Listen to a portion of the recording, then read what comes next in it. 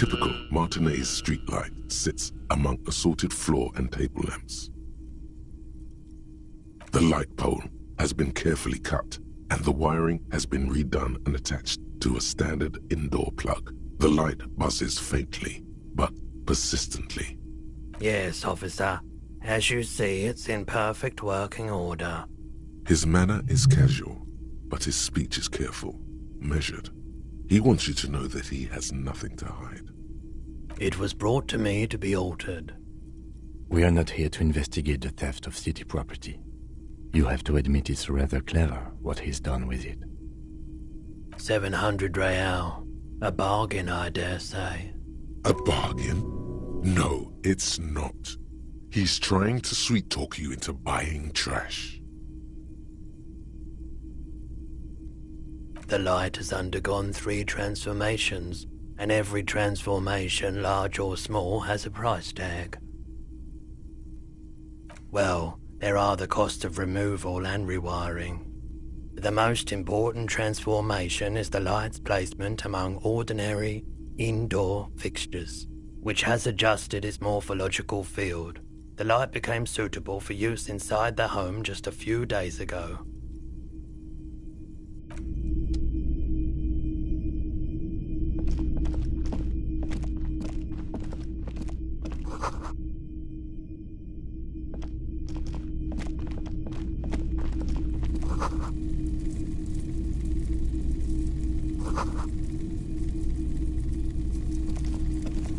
You see rows of toy soldiers guarding the rest of the trinkets displayed on the table.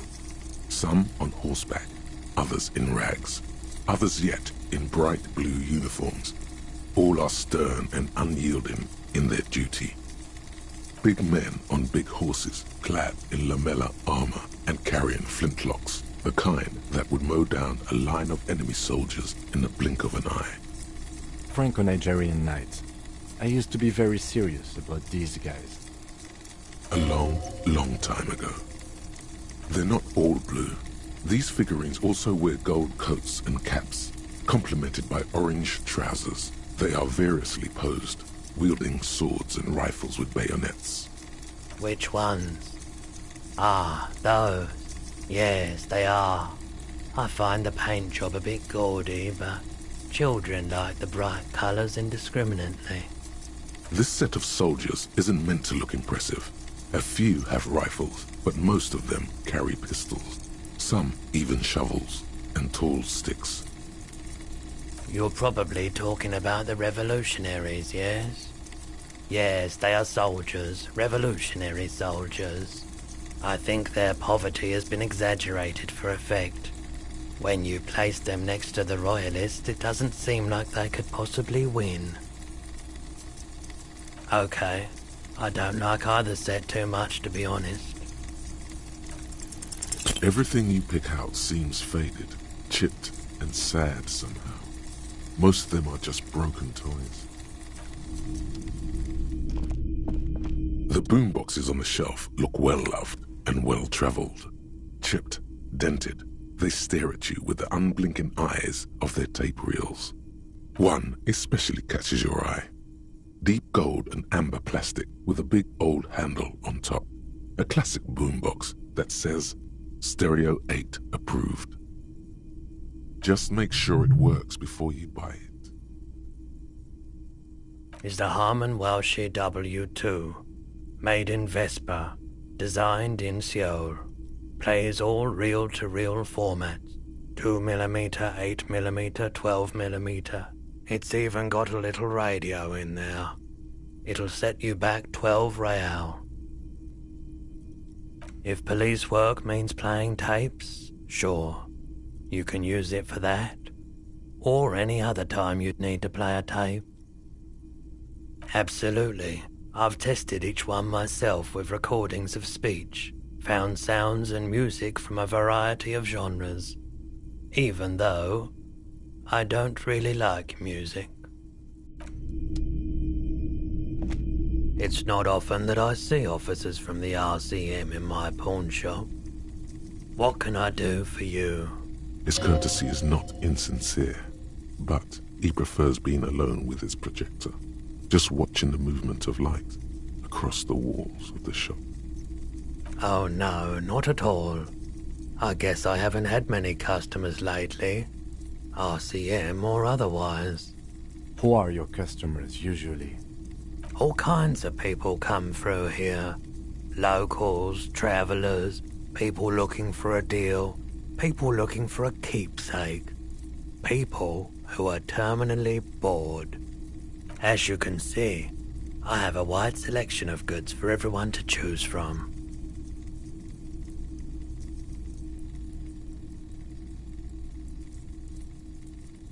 It keeps me entertained.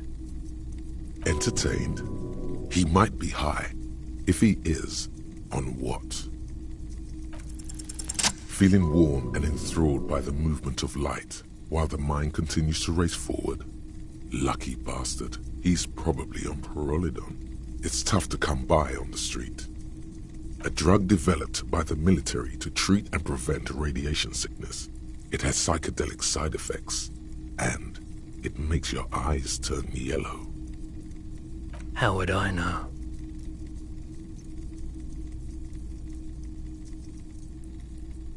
Parolidon is just something since the People's Pile disaster, I was with the Emergency Relief Brigade. Had to take it for radiation sickness. He's taken it for mental and emotional, not physical pain these days. A bad idea. Some poor leftist built a particle decay generator in hopes of bringing affordable electricity to underserved communities. It malfunctioned. Radioactive waste everywhere. Probably some of it in you too.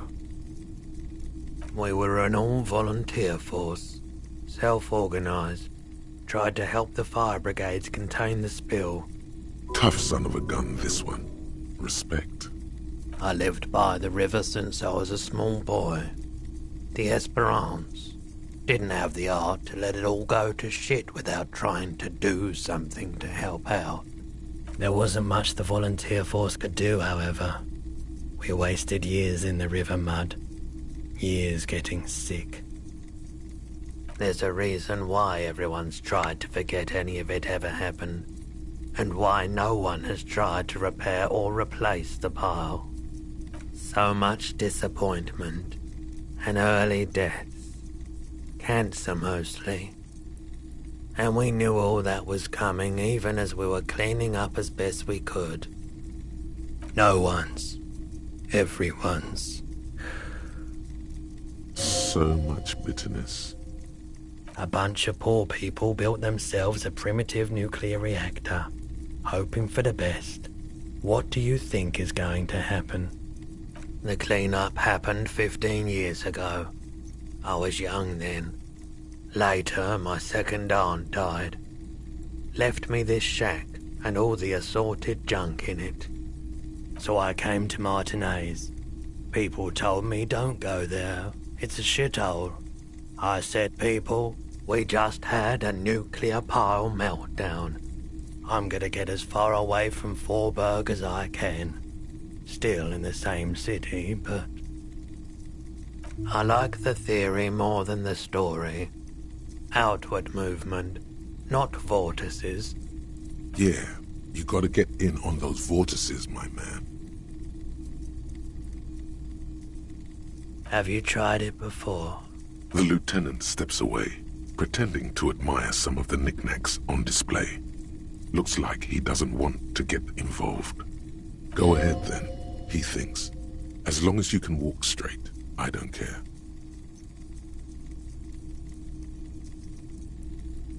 If you say so. Here you go, man. Yes, darling. That's the coalition government ordained Parolidon. Straight into your gut. Of course. Let me have a look. I'm not purchasing any more clothing at the moment. Anything else you're thinking of selling? Another time, perhaps. I doubt it, but I can try and answer any questions you may have. I do my best to keep my distance from all manner of butchery. Bad for business. Bad for everyone. No one likes to see what you have to see every day. The pawnbroker's gaze is already fixed on the dancing colors. Someone else came here earlier today asking the same question. I promptly sold her the gun you pawned a couple days back. What? Sold? The lieutenant shifts from one foot to another, alert. You were adamant about getting rid of it, officer. Said you were undeserving of a service weapon of the Revachol Citizens Militia. And I don't like keeping guns around the shop for long. Off the charts photon emissions. The unhealthy kind. She didn't seem like a policeman, although she kept referring to herself as a pig, which was odd. I found her interest in the gun a bit obsessive, but I was just happy to get rid of it, and of her. Truth be told, she was terrifying. Right, so let me get this right. You sold your sidearm, issued by the Citizens Militia, and now a civilian is running around the streets of Martinez with it? It's possible in these parts of town. We ought to find her and discourage her from taking justice into her own hands. My apologies, officer, but I have no idea where she was coming from or where she went. A needle in a haystack. There is nothing you can do about it now. You'll just have to hope you luck upon her somehow. Of course. Sure thing. Sure, man.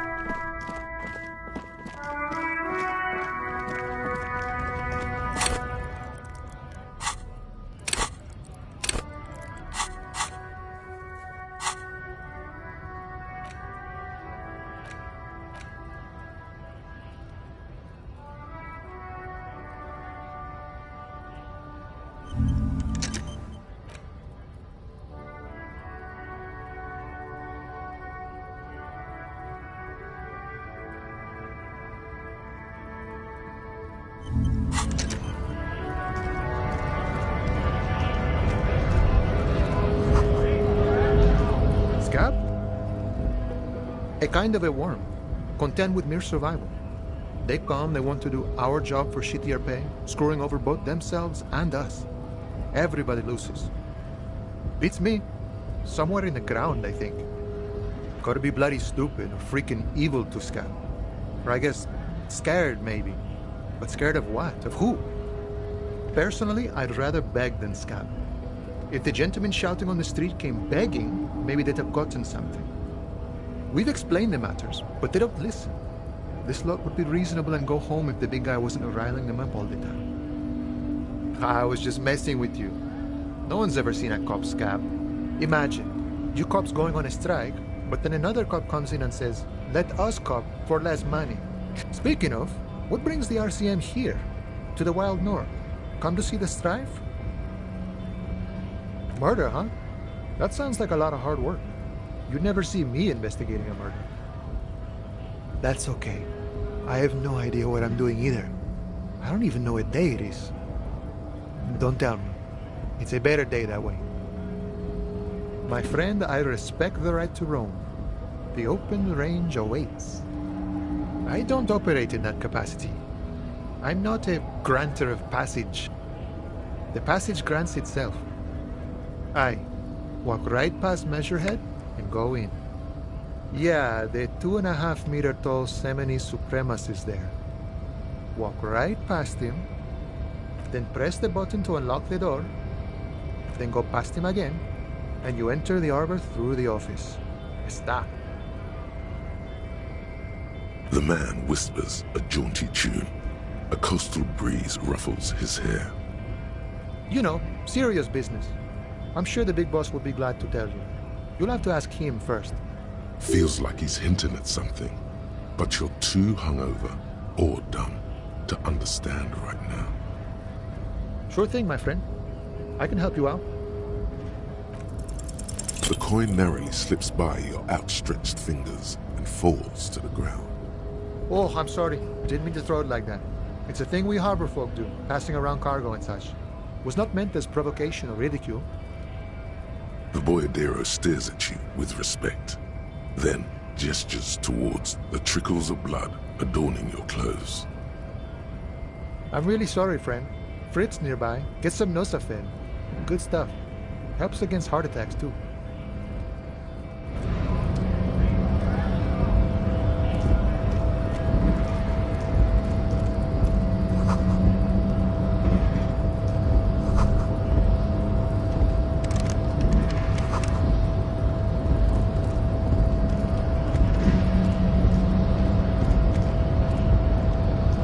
Nobody betrays your degeneracy. Yeah, Measurehead. His body totally betrays his degeneracy.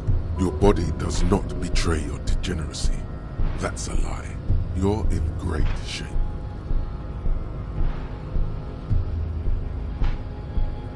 You have succumbed to Al-Ghul. You reek of it. An invisible sword of Al-Ghul emerges from your throat. You cannot see it, but others can. It is making the woman in my company sick. Yes, Al-Ghul. Al-Ghul is an ancient Ilmaran poison, a parasitic fungus that has colonized your race. It is a trick the desert pygmies played on you for humiliating them and stripping them of their land. Servitude to Al-Ghul does not explain everything. There are other reasons for your race descent. It's not good. It's like a rat crawled into your stomach, got drunk and drowned. No, you don't. You need to get another drink. Occidental Haplogroup B4 is done giving orders around here. The influence of the ham sandwich race is waning. Jerking motions, signs of a late-stage neurodegenerative disorder. How far the Occidental Haplogroup has fallen. You were once a noble and powerful race. You gave the world eugenics, electricity, and powerful weapons of war like missiles and aerostatic aircraft. You made great gains in metallurgy, race theory, and statecraft. You dominated lesser cultures, like the deformed Hemians and the inexplicably potato-obsessed Quakers. But now your ascent to the genetic summit has halted. You are obsessed with sadness and with frivolous pop culture. You will be superseded. Isn't that right, babe? It is, baby, yeah. You know it. There is a button right behind him, just out of reach. It must be the one that opens the door to the harbor.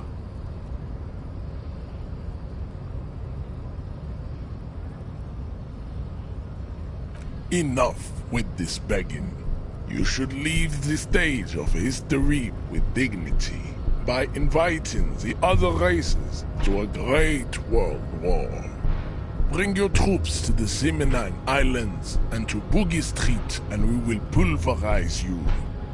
When you are gone, we will build a museum for you. The walls will be lined with bottles of Al-Ghul, your beloved beverage.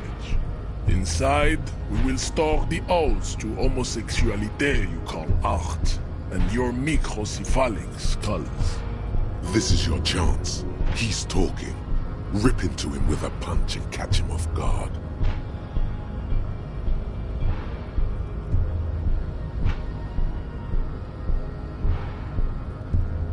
Don't be vulgar.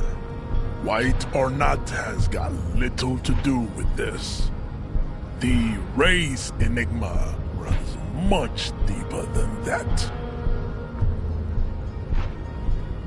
Mr. Clare is a man of vision and means. He has the will to confront polycultural capital, something your race, naivistic communists, never did. Also, to serve is noble. It takes discipline. Your petulant individualism has only contributed to your race failure. It is lax and moronic.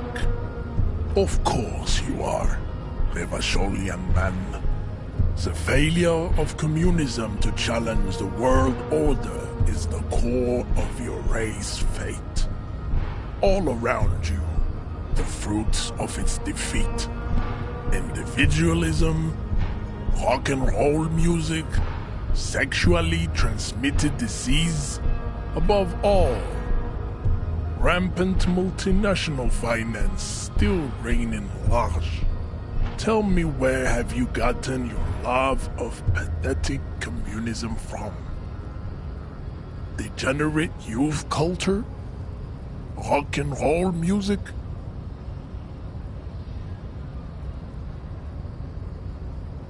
Of course it does. You are a degenerate individualist and a rock and roll rebel. A pawn of international finance, just like the rest of your ham-colored race. I am not surprised you enjoy it so much. This has happened to many of the side products of the inevitable cultural victory of the Seminoles race. The South Island race, haplogroup A4A. We are the rightful masters of the Insulindian archipelago. We descend from the Areopagites of ancient Pericarnassus and arrived here 4,000 years ago, millennia before you. We are the future. That is all you need to know. I am a descendant. The narrow streets of Ulembuir are with me in my genetic dreams. I see young Seminoles women walk into the grey mass on Ile de Fantôme, waiting on immaculate conception from the pale. No, I have heard about it on the radio. I'm from Couronne, and no, it is not just in Revachol. The city is central to the Simony strategy. Spreading through its trade networks, our culture will dominate the world. You have heard enough about our phylogenetic secrets for today. You have extinction to come to terms with, and never getting into the harbor. I think this racist is better than the last, but the next racist will be the really good one. There always is. Race is reality. Racists are generally not very good examples of their race. I am not like them. I am craniometric perfection. I have taken the trouble to permanently draw a phrenologic grid on my skull and features. This should dispel any doubt. True, that is a noble cranium, but you got a hard noggin yourself. You exhibit forward projection of the jaw, indicative of schizophrenia and sexual inaccountability. From a purely aesthetic standpoint, the dimple in your jaw makes you look like a baby. This is not craniometry, just an observation. It is impossible to see any more of your bone structure. It is covered in the ravages of Al-Ghul. From what remain of your features, I can see fleshy lips, baldness of the head and long arms relative to lower limbs. This leads me to conclude you are not a police officer. You are a common criminal, an offspring of murderers and sailors from Sur-la-Clé and Vesper, and possibly even the degenerate sheep herders of Ubi. Your racial heritage is uninteresting. It is the same as all Rivasholians. Your parents and their parents made the decision to reproduce while under the influence of Al-Ghul. That is the only reason you are here. He's right there. It's almost impossible to get it on unless you're both drunk. It's too scary when people are sober.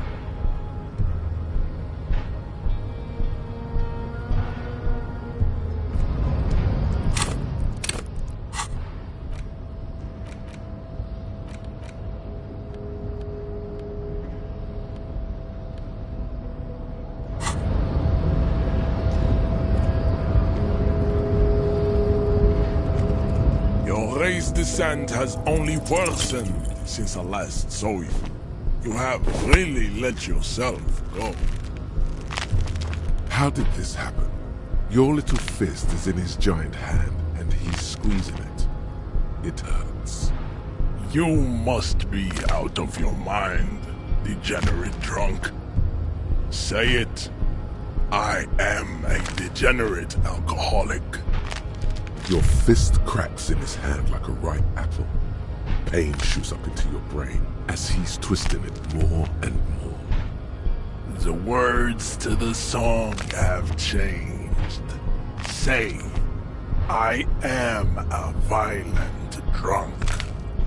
Your hand twists in his grip and the pain blinds you. Still you press the words out of your swollen mouth. Good. Now leave before you humiliate your homoerotic organization any further. I'd appreciate it if you didn't force us into situations where I may have to shoot random civilians, because that won't get us anywhere. I'm not even sure the one bullet my chamber holds would even prick that hook.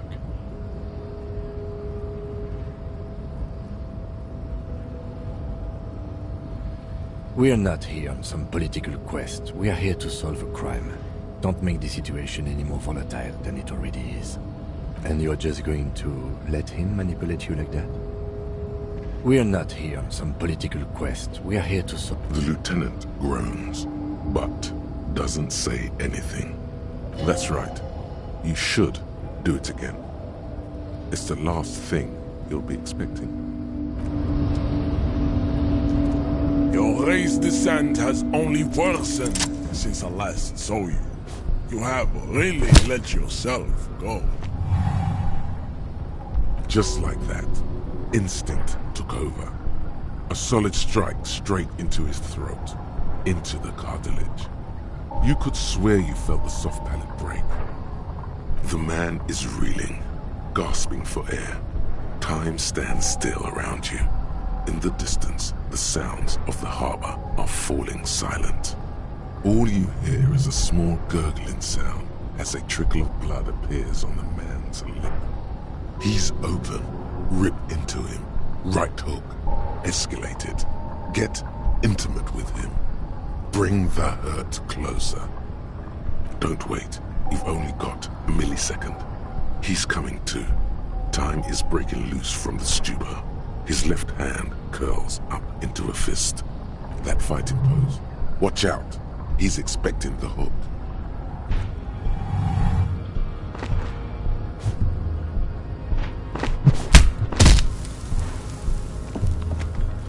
The man lands with a dull thump, like a broken down puppet of muscles and sinew. For a moment, he still tries to keep his head up, dazed eyes looking at you with unimaginable surprise. To your left is the button. As you slam your fist on the button, the man collapses entirely, his head rolling. to the side. Looks like you're the new measurehead now. No one is the new measurehead. Let's go before he gets up.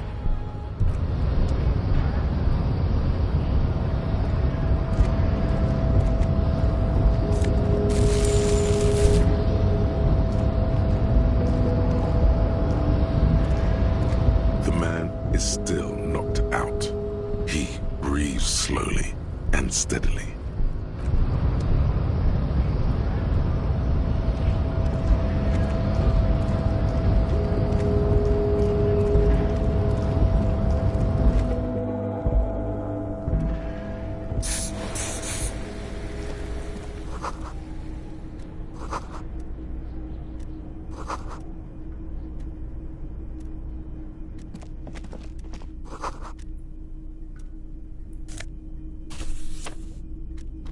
On second glance, someone has forgotten to properly close one of the drawers. It's unfortunate for the Union to just leave their paperwork lying around like this. Let's see what's inside, he thinks. The drawer opens smoothly. Inside is a well-organized selection of brown folders. Hundreds of documents containing logistical data. Two kinds of transactions stand out. Materials coming into Revachol from the outside world, from Muindi, Grad, and even Ilmara. And the same materials being handed over to companies inside Revachol. Kuron, Coal City, La Delta, and Jamrock are listed among the many districts where the imports are being sold. It's hard to make sense of this thicket of company names, dates, quantities, and percentages. You try to focus, but the lines are getting blurry. Look how blurry all the lines on these papers are. How unwieldy your own willpower is to yourself. You're like an absurdist Samaran monk, focusing through not focusing.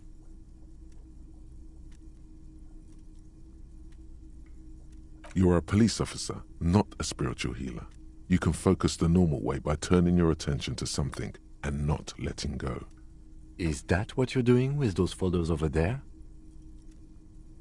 Right. This is probably not relevant to our case. After all, we're not investigating an accounting mystery.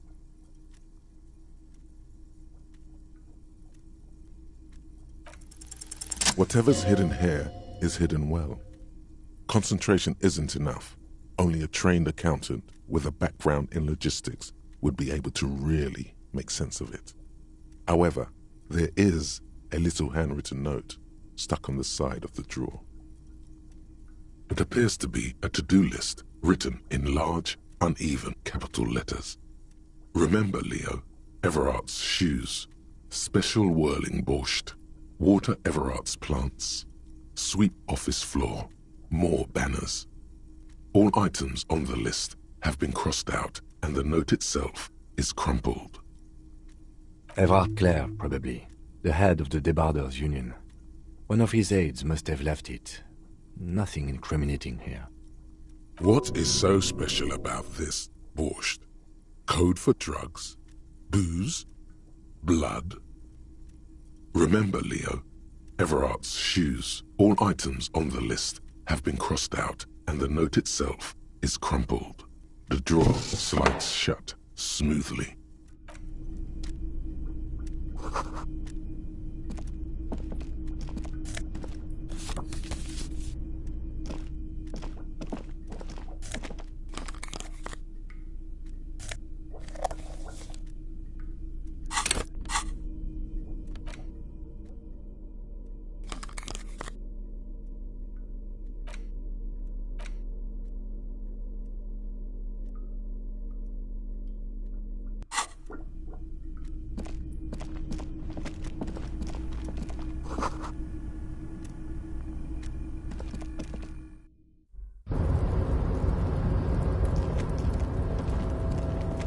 Looks like someone left his tarpaulin cloak hanging on the railing here.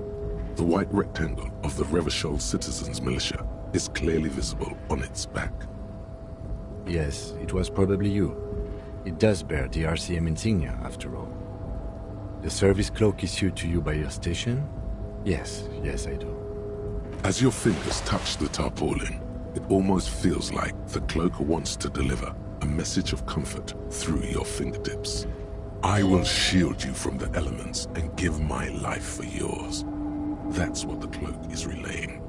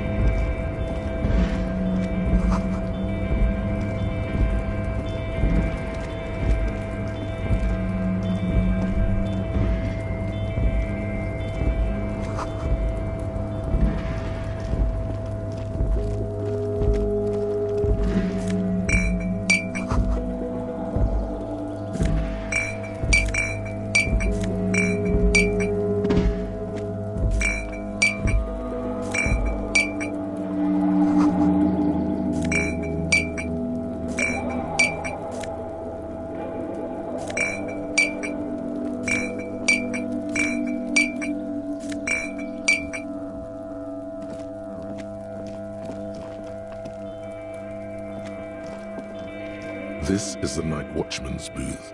The name on the door reads, René Arnaud. Listen, it's okay to take a few minutes to yourself. Sit down and have a breather. If you must. But please hurry. We are pretty easy to spot up here. Nothing incriminating catches your eye. The cabinets are clean and their sparse contents meticulously organized. There's a framed photograph on the table. It's a black and white photo of a young couple out in a street fair. The man is young, dark-skinned, and dressed in a Royal Carabinieri uniform. The girl is smiling playfully at the camera. Why did you take that? Fine, but let's move. I don't want to be seen snooping around here.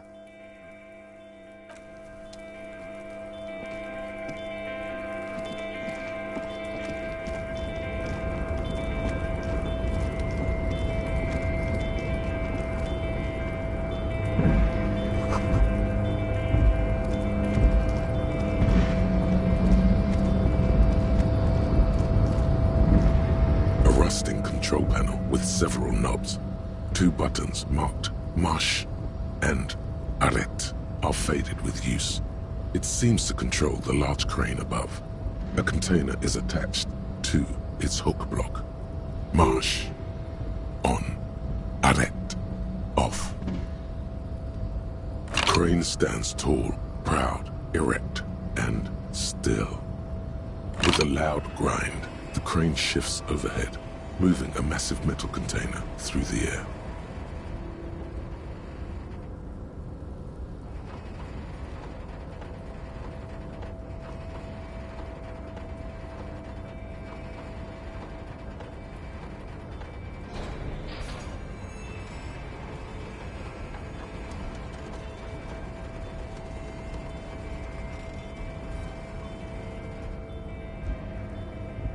With a surprisingly quiet thunk, the crane places the container down. The harbor sleeps as the strike rages in the distance. The crane can rest again, now that its purpose has been fulfilled.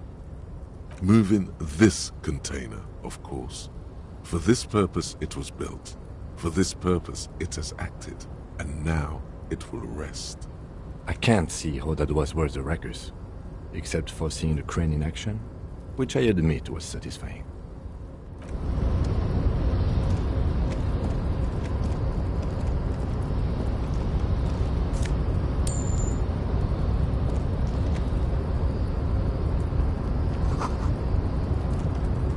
Before you stands a cargo container, just one of many in the yard.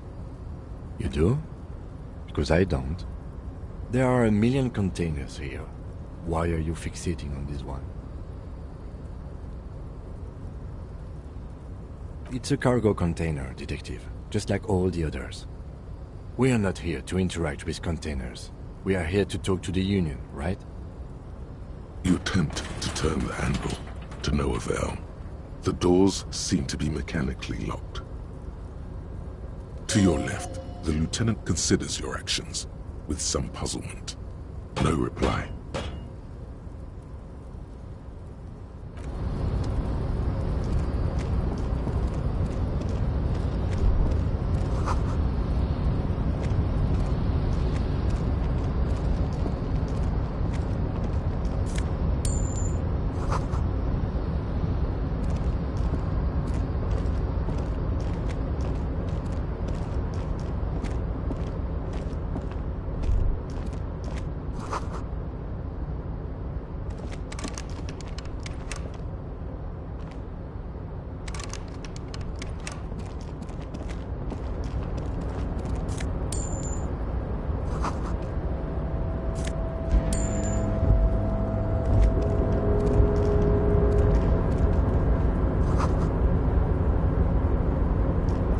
Container, container, I'll turn you nice and red. Container, container, put the logos on.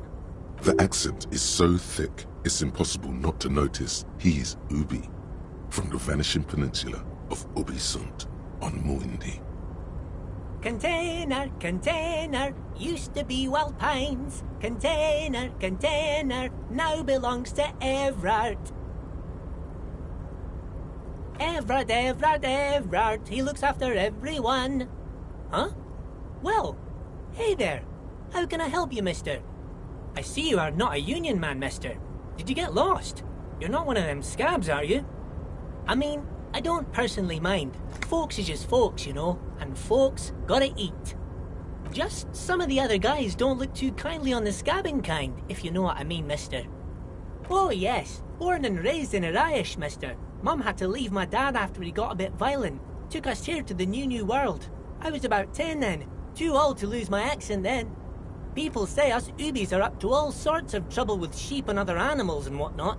I just want you to know there was never any of that where I come from. No sir, those are just nasty rumours. Thank you for clarifying that, sir. Oh, I'm just making some covers for them containers here. Yes I am, yes I am. So it's easier for the crane operators to spot them. Everything is so pretty and red. You and Leo look like brothers as you glance around with similar childlike wonder.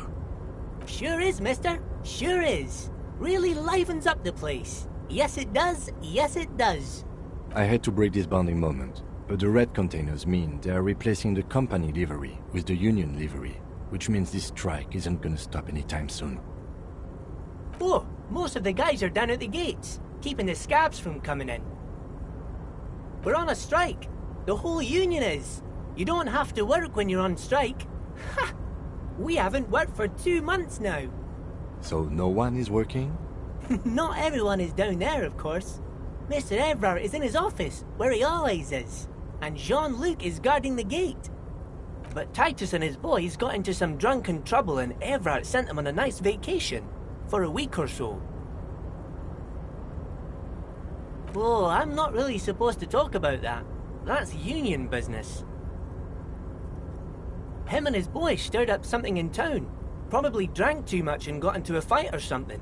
I heard Mr. Everett telling them to take some time off. No, I don't think they killed anyone. Let's better talk about something else. Titus and his boys do good work. I don't want to get them in trouble over a little drinking. Yes, yes. Everybody needs a job, and this is mine. I'm Leonard, by the way. Leonard Bellick. But everyone calls me Leo. I'm like Mr. Everett's right-hand man when Mr. Edgar is out of town, and Mr. Edgar's right-hand man when Mr. Everett is away. Actually, Miss Beaufort is the right-hand man, but she's a lady. Who is this, Miss Beaufort? A real pretty lady with a skin like those Douai Sucre candy bars my missus likes so much. Them are real nice to suckle on once the dinner is done and me and the missus sit down beside the radio. But I can't listen to the radio all the time. There's so much to do around here and I'm always busy keeping things running here. Yes I am, yes I am. Oh, Lizzie, she is a real sharp tool. Mr. Everett put her through some fancy school and everything, east of the river. 4 years she was gone, and when she came back, she was all fancy and lawyerly. But she's a real nice girl. Grew up in this here neighborhood, knows everybody and gets along with everyone. Real pillar of the community one day, I'm sure. If me missus and me was to have a child, I'd be real happy if she turned out like her. But she can't have kids.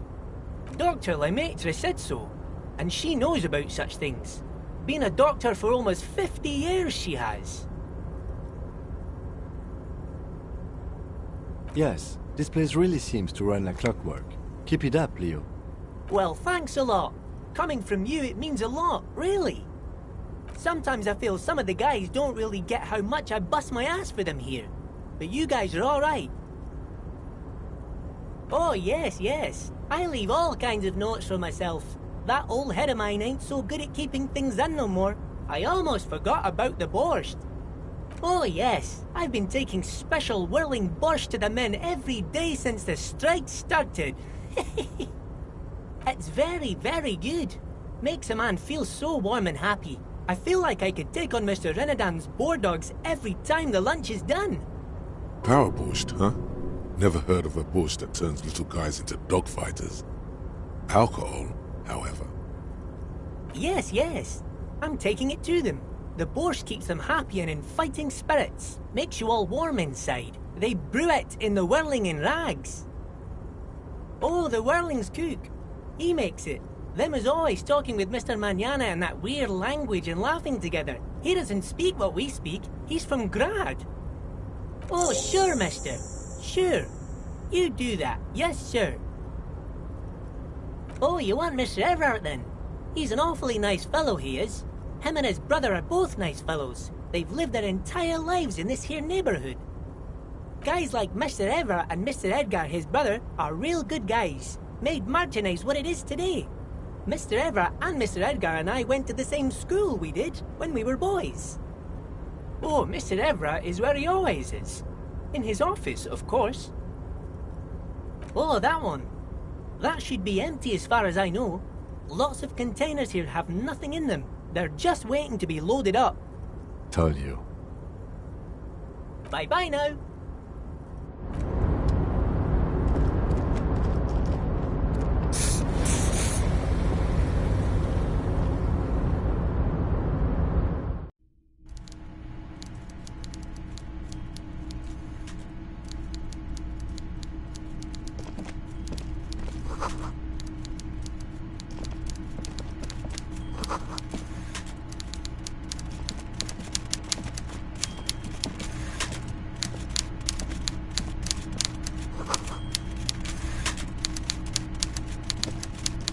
Before you is a walrus of a man seated behind a large desk. He looks up from his work, not the least bit surprised to see you. With great effort, he straightens himself up in his chair, yet says nothing. He simply stares at you. Have a good day, Mr. Dubois. I'm sure I'll be seeing you around. Mr. Dubois, I hope time is on your side this time. Please, take a seat. Excellent, Mr. Dubois. I can see that you're a reasonable man, and reasonable men can be of great use to one another. So tell me, how can the head of the Debarders Union help a representative of the Revachol Citizens Militia today? The chair is incredibly uncomfortable. Fortunately, your ass is made of iron, and the chair is made of wood. Iron beats wood. You manage not to shift around too much. Oh, by the way, I heard you got a rather rude reception from a certain Lawrence Gart. Some people have no manners, it pains me to say. This should take care of that nonsense. It should be sufficient to cover your expenses for a few days and patch over your differences with the cafeteria manager. Go ahead, take it. Wow, that's 25 real. That's good money. You need it. Yes, I know Lawrence. He's a real character. No union man in him. A real piece of work, that boy is. Is there anything you'd like to say to me? Or... No. Cool? I wouldn't go that far. I'm sure there are cooler things than delivering a comically oversized novelty check to a cafeteria manager. But, sure, if that's what's cool nowadays. Now, I'd like to set your mind at ease about one other matter. Your lost gun. Let me assure you, Union people are on it as we speak. I've got my best hounds looking for that lost gun. His slug-like lips move, but all you hear is an echo. Lost gun, lost gun, lost gun. The world is swallowed by a black hole of fear. Only 2 words escape its gravitational pull. Lost and gun. Are you all right, Harry? You seem anxious. Don't be. Everything's going to be all right. It's not like you left it loaded. You didn't lose a loaded gun. Local children aren't out there playing with it right now, pointing it into their own mouths. It's in a safe place. I just know it. I have a feeling everything's going to be all right.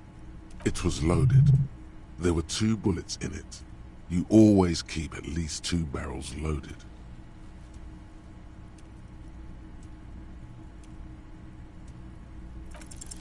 Who does this guy think you are? Ronnie the Rookie? You ain't worried about no lost gun, or unpaid bill, or forgotten name. You're the bad cop. You're probably more corrupt than him.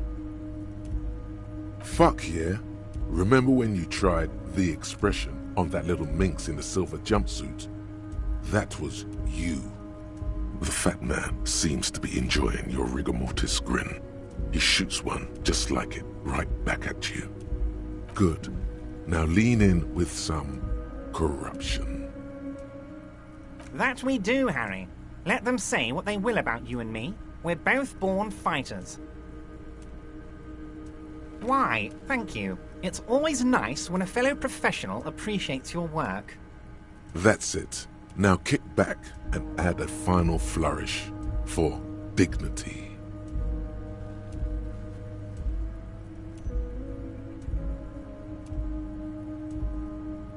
You strike me as a reasonable man, Harry. I like that in a lawman. Let's cut to the chase, shall we? What can Everard Clare do for you? I think we'd like to ask you a few questions. Don't you think so, Detective? Am I going to ask? Hell, Harry. You spin-kicked my strongest man in the face. I saw it from my window. Would you ask a man like that how he got into your container yard? It was a figure of speech, Harry. Of course I don't have a window. I'm in a container. Anyway, I assure you, I am a very well-informed man. Information reaches me before I even get the chance to request it. Of course, let us dispatch with the formalities. You call me Everard, I call you Harry. My God, so it's true. I didn't want to believe it, but you are a fantastic science fiction amnesiac cop, aren't you? What are the odds of that? I think the odds of that are very low. So good to hear that, Harry. Apparently my sources were wrong.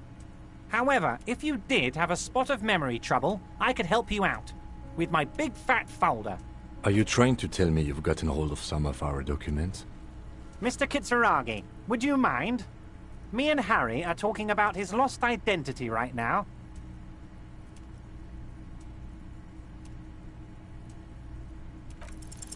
Everard's large hands are covering the folder, but the look on his face says, I know everything about you, Harry. Oh, Harry. Oh, wow. This is really something. I'm sure it's not that bad. At worst, he has an old RCM folder, and I very much doubt even that. So how about it, Harry? You need assistance, I presume? But of course, Harry. Your precinct is the 41st and you live in Jamrock. You're a Jamrock boy. A long way from home, but that's okay. It's Harry. Harry Dubois. You don't feel like either one of these things. You know what your name is. You have a sophisticated name, like that of a count, or a beautiful man. Fine, Harry. You can even be Harry Raphael Dubois de Costo, or whatever you choose to be. Mr. Kitsuragi doesn't seem even slightly empathetic to your memory loss, Harry. I, however, wish to help you any way I can. Harry, you're not simply a cop, you're a star. A bright shining star in the drab law enforcement sky, outshining all other stars. You're a superstar. Of course I do, Harry. And I'm gonna help you shine. I'm gonna put you on all the big stages, your name in giant neon letters. Harry Dubois. Ah, this? My friends in your organization gave it to me, Harry. I find that very suspicious. May I have a look? I'm afraid this is meant for Union eyes only, Mr. Kitsuragi. I'm sure you understand. Please continue, Harry. Of course, Harry, of course. Let's not linger on personal details and amnesia. You wanted something from me.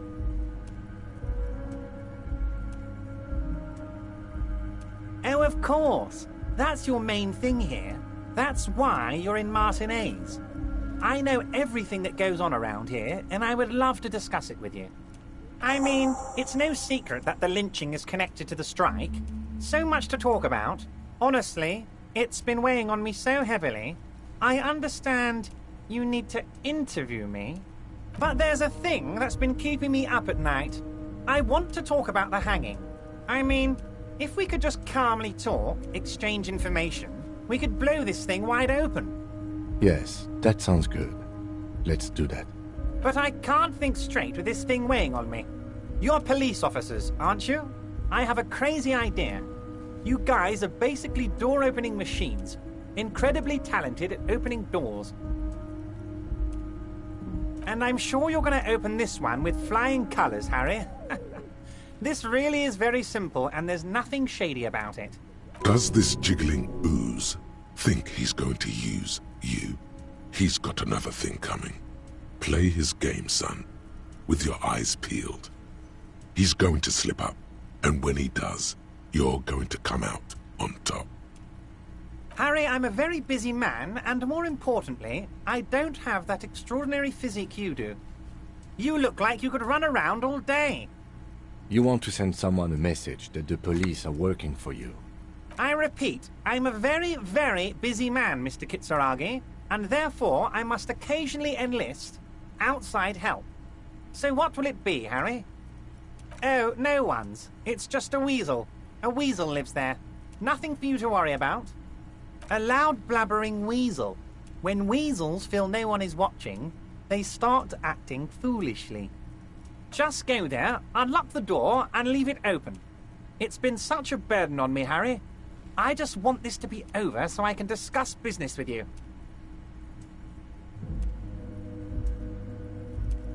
Harry, my dear friend, I am what people call a local bigwig. I know everything that goes on in Martinez. Fantastic, my friend. Just let me know when it's done and we can take our friendship to the next level. You can get the key from Manana. He's down by the gates. Manana's like a free agent in the Union. Special operations. Hardened socialist. A real free thinker, too. He'll tell you precisely where the door is. One last thing, Harry. Just open the door. You don't need to go in or anything. I just want that weasel to come home and see the unlocked door. Yes, your lost gun. My best men are on it. They're turning every stone, searching every playground, asking kids, grandmas, everyone. Your gun will be found, Harry. Let me assure you of that. It's just a matter of time and effort. The only way to find it seems to be working with him. He might even be holding your gun hostage. Who knows? Only one thing is certain. If you work with him, you're going to get it back. And working with him might be the only way to do it. Yes, thank you for the hot tip regarding your lost gun, Harry. My men have indeed factored in that you pawned it. Now please, let the professionals do their job. Kick back, Harry, relax. I have great guys on this. You focus on what's important. Building our relationship for the good of Martinez.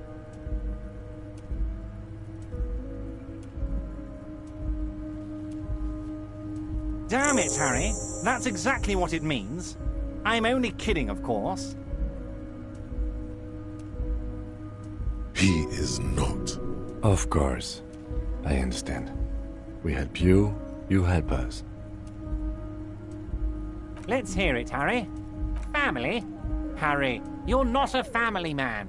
There's not one peep of family in here. Unless you think you're a family man. Do you strike yourself as a family man, Harry? Well, yes. I'm sure you're going to make one little boy or a girl very happy and proud one day, Harry. Of course, Harry, of course. Let's not linger on personal details and amnesia. You wanted something from me. My dear Harry, there are literally millions of containers in this harbour. I couldn't possibly remember what's in all of them. Harry, you smooth-talking son of a bitch. Time is a precious resource, and I don't have enough of it to count containers with you. Smooth talking. Maybe that's the way to go about opening the container. You should at least try convincing it. I don't know what that means, Harry. Shady brew? There are so many moving parts in my operation, I can't keep track of them all. You know what? Don't even tell me. Whatever it is, do it. Surprise me. Just one thing. If you can, make it even shadier. What? Harry, how could you say that to me? You know I appreciate a joke as much as any jolly fat guy, but I can't take slander. Are you actually investigating this? You've hurt me, Harry. Me, a friend. But you know what? And gets over it in 2 seconds. Seems like it didn't really hurt him. I trust you, like I trust all my friends. And I know you'll never talk to me about this again, because you don't want to wound me. So do what you want, and let's change the subject. Thank you for your understanding. We will continue to do what we must. You too, Lieutenant. You know, I like you, but you never were my favorite. I'm a Harry guy. I'm Team Harry. None taken. Did we have anything else to do here, Harry? Wait. You need this to get in and out through the gate. Here, you're one of us now. A real red and white Union man. Take care, Harry.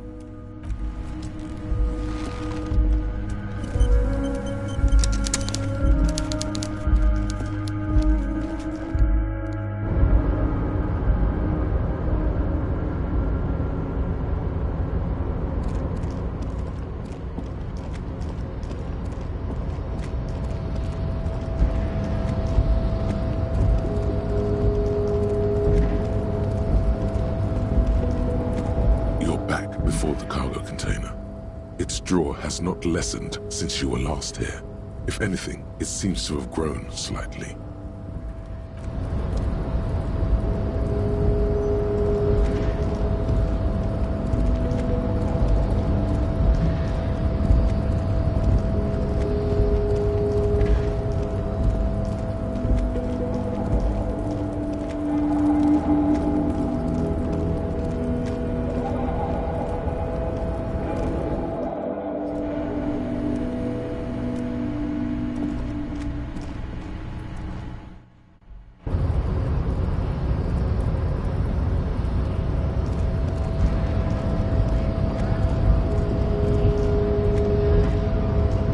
Do not presume this has drastically altered our race dynamic.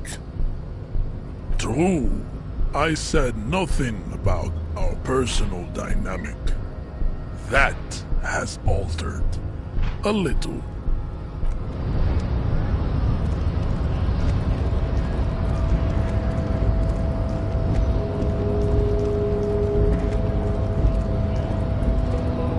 So, how'd you like our harbor? It's but a rest area on the path leading across open plains. Right, you talk to the boss, eye to eye, like men of the plain. If you have any more questions, I'm set to talk. The mercenary, eh? Who could have killed him? That's indeed the question. Why even do such a thing? What a thought! Why would noble workers resort to such a thing? Unless they were pushed, of course. Your dead guy was an enemy combatant. He was an agent of the opposition, attempting to undermine our honorable efforts. I ain't the murdering type, but that's just me. Large organizations like our union have all sorts of men, with all sorts of skills. He means a more violent faction could easily take care of such a thing. Understood. This has been of limited use. Still, thank you. No problem. I wish the best to you in your search. Sure, I'm glad it's not my search. A key, huh? What door is this key supposed to open? Of course, I got you. You don't know anything. I got that key right here. And let me tell you, it's mighty good of you to help us out during the strike. Working class solidarity, as they say.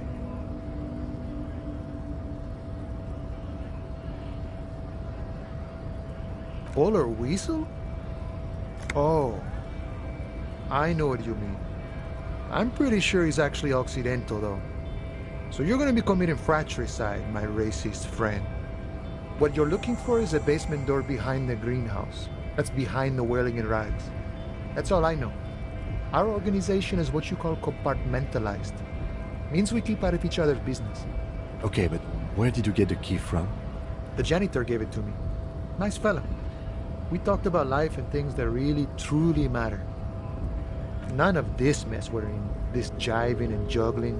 What's it for? To feed our children, I guess. I'm more of a philosophical dock worker. I like to talk about the big picture stuff. Who I am, who you are, what we are fighting for. We're negotiating our share. Aye. This stuff, they already covered.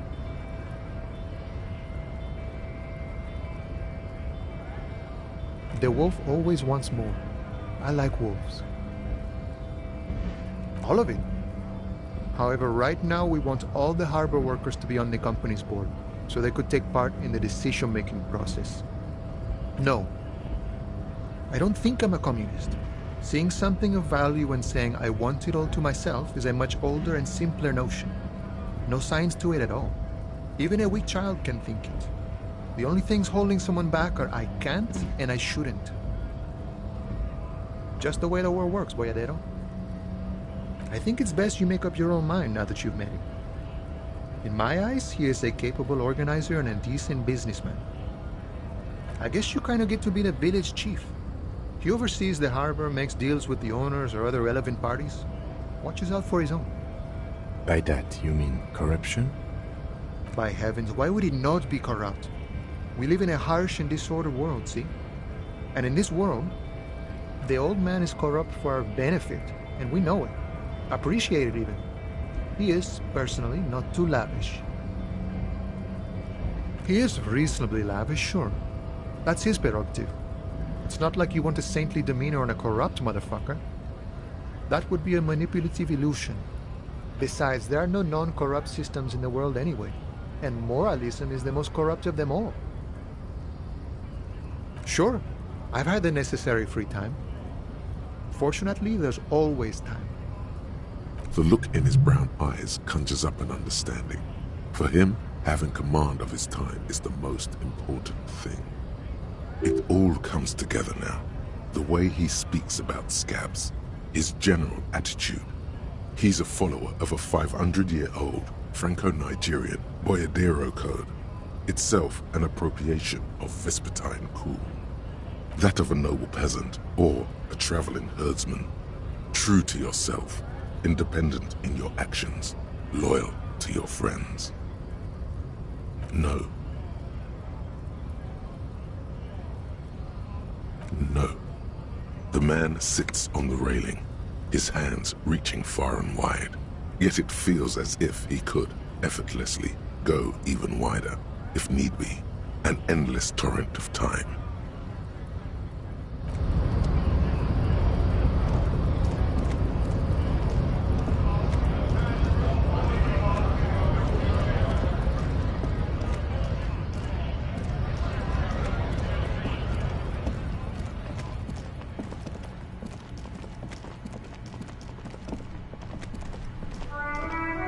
Hello again, officer. Hello again, me. I am pleased to meet you.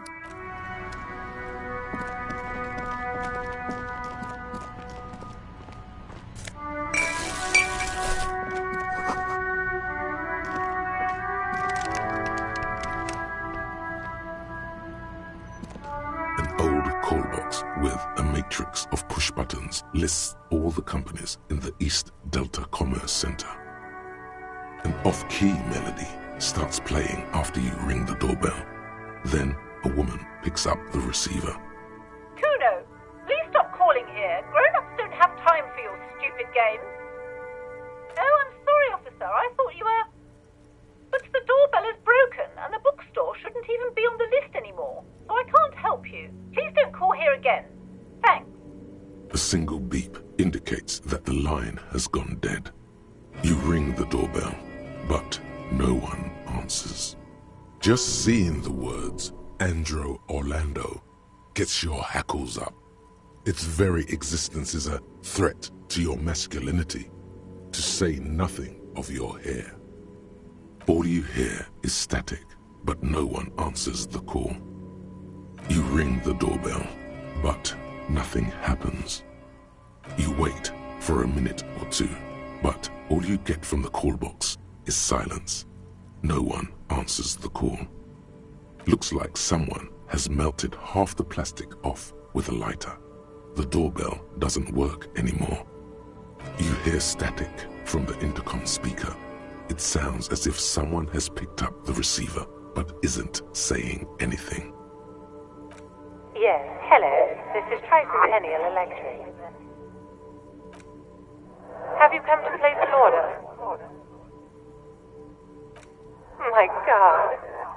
The lieutenant exchanges a look with you. It's you. My God. I didn't think I would hear your voice. It's a woman, and she knows you. Your heart beats faster. Michelle, just please. Sounds like a ghost. Wind blows through your clothes and you feel detached from your surroundings.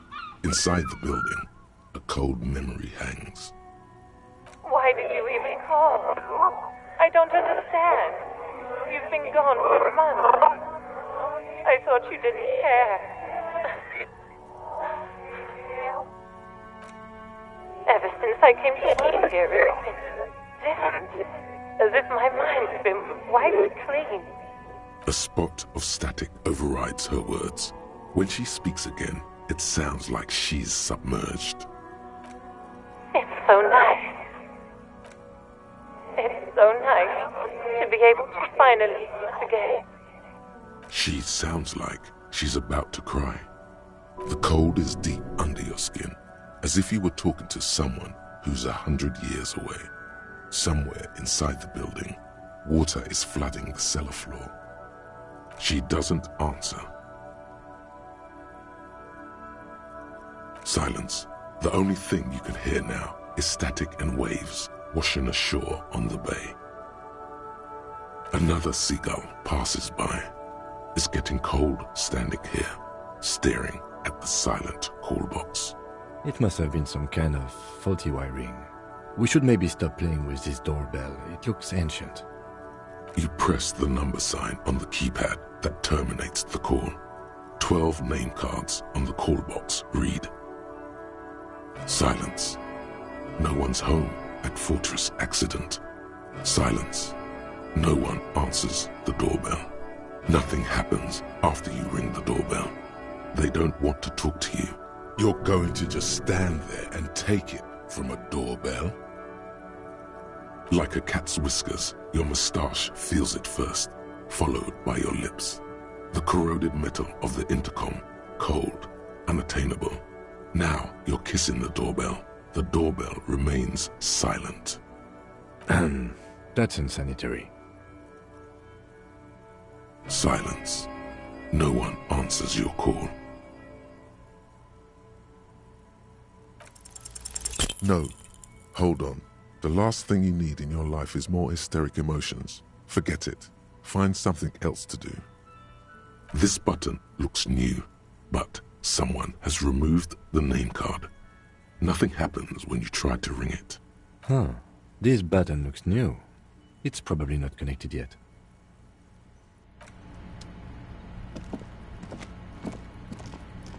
You see a set of tire tracks in the brown slush that covers the plaza mosaic. Cop habit. You look at everything. Hard to say. Your vision is blurred and you're having difficulty concentrating thanks to your relentless hangover.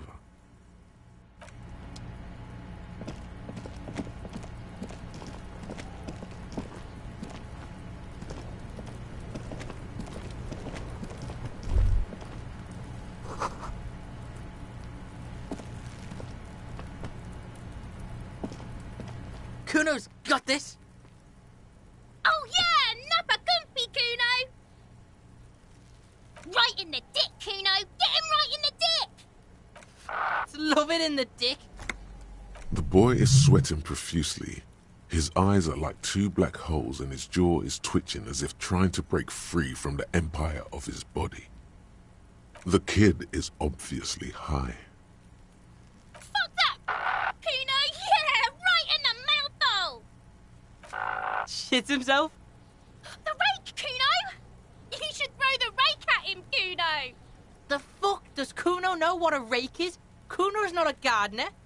Goddamn right he's not a gardener. He's an athlete. Every rock connects, making the battered corpse look just a little bit worse for wear. We shouldn't do anything.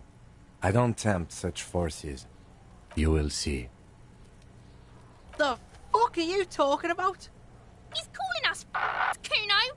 He says we're fucking each other! What? You wanna fuck Kuno now? That's it? That's all you've got? No! Got your ass handed to you by the Kuno? Who's the man now, huh? Kuno's the man? You wouldn't believe the pussy Kuno tears up. What was that, Kuno? Nothing, see, nothing.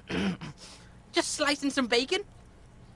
Fuck no! Kuno doesn't buy that shit. Fucking entrapment shit. Alright, entertain the Kuno.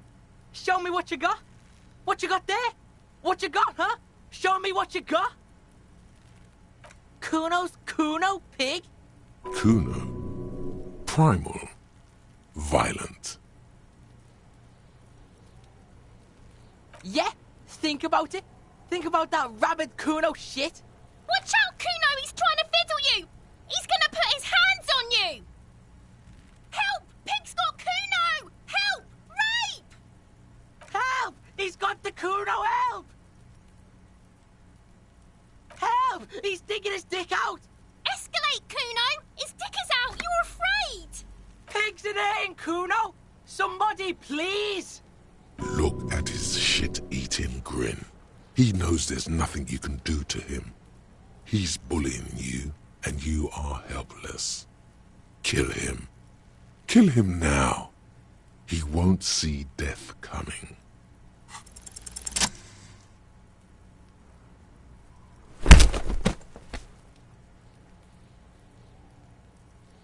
Thump. The blow connects surprisingly well, leaving your knuckles tingling. Kuno feels it. This was no light tap. What?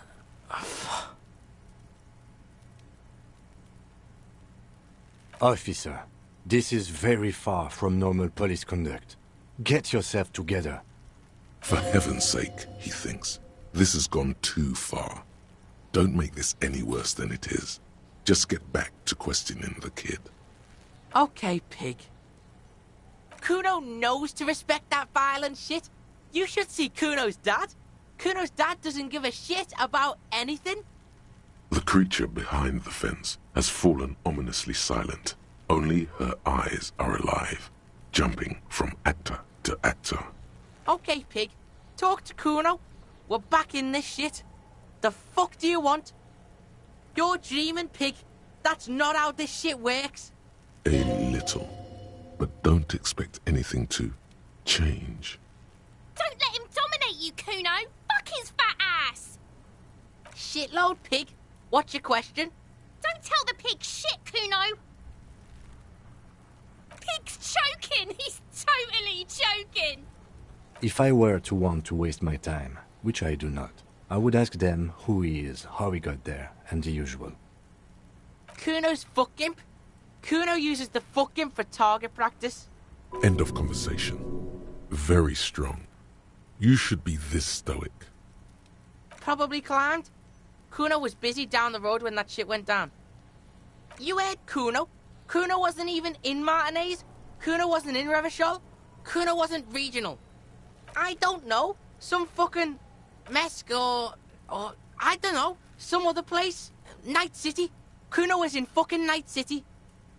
Kuno gives this info out on a need-to-know basis, and you don't need to know. Kuno didn't smoke the gimp, if that's what you meant. Just a couple of pigs sniffing around in the dirt. That seems pretty fucking suspicious to Kuno. Yeah, you tell the faggoty, Kuno. You're testing Kuno's patience here. Get lost, Right, pig. This is where Kuno plays with his little wooden choo-choo. Fuck do you want with it? Yeah, whatever. Kuno doesn't give a shit. Kuno doesn't fucking care. Kuno, the pig's getting pretty close to me. Come to snuff my shit out, I think. Looks like it's time for me to go, Kuno. Pig's come to take me in. She means it. The fear is real. I'm going away for a long, long time, Kuno. Going away for life. What's going on there? Fuck are you trying to pull, pig? I come from the woods, Guttavitu. You don't want to go there with me. You don't want to see what I've seen. Don't be traumatizing her. Get the fuck out of here. I'll die before I squeal, pig. You don't want to fuck with me. I got my hands bloody. I'm not here, pig. You're not seeing this. You can still see the top of her hat from behind the fence. This trash container is locked. The sliding lid has a padlock that says, "Whirling in rags." The body is downwind from here. Maybe you prefer the smell of garbage to the smell of death. We could try using a pry bar, the one you took from my motor carriage, or... Did someone say, pry bar? Pry bar, pry bar. Your palms yearn its cold touch, to grasp it once more, as you've done so many times. We might want to ask for a key from the manager of the Whirling in Rags. He probably has one. And he also has information. Ask the manager? Bullshit. Go straight for the pry bar and pry this baby wide open.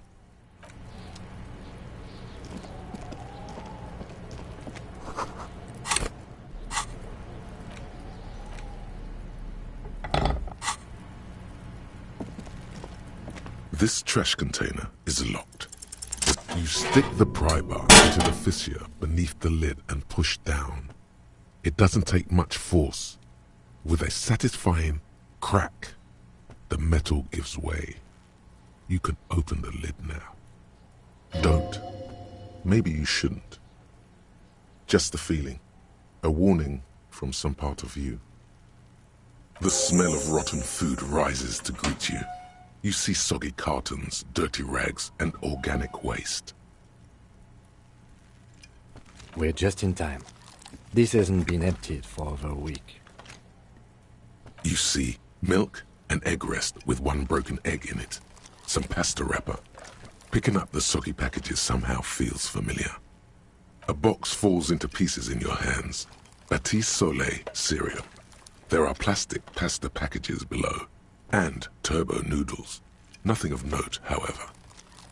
Among the threadbare kitchen towels, something catches your eye. A pair of denim trousers. As the legs of the slime-covered jeans begin to unspool from the garbage, a rank corpse smell fills the air. The victim's clothes? Cadaverine odor is faint. If these belong to the deceased, they were removed when he was still in the early stages of decay. Drop them in here, officer. Guitar-marked blue jeans. Pockets empty or emptied. He wore them with a belt, too. A white belt. The loops appear stretched, but the belt is missing. That's it. Do you see anything else in there? I have another bag here. Something slimy catches your eye. A drab, long-sleeved shirt, olive-colored, appears from the food waste, dripping with pus. This is a military-type overgarment. No label or serial number.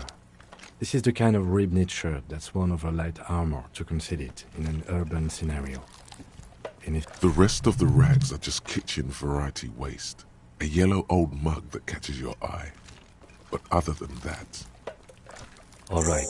We should go to Gart again and ask if he knows who put the clothes in the trash. It could be as simple as someone from the hostel cleaning the yard. Or that one. I'd advise against confronting that force.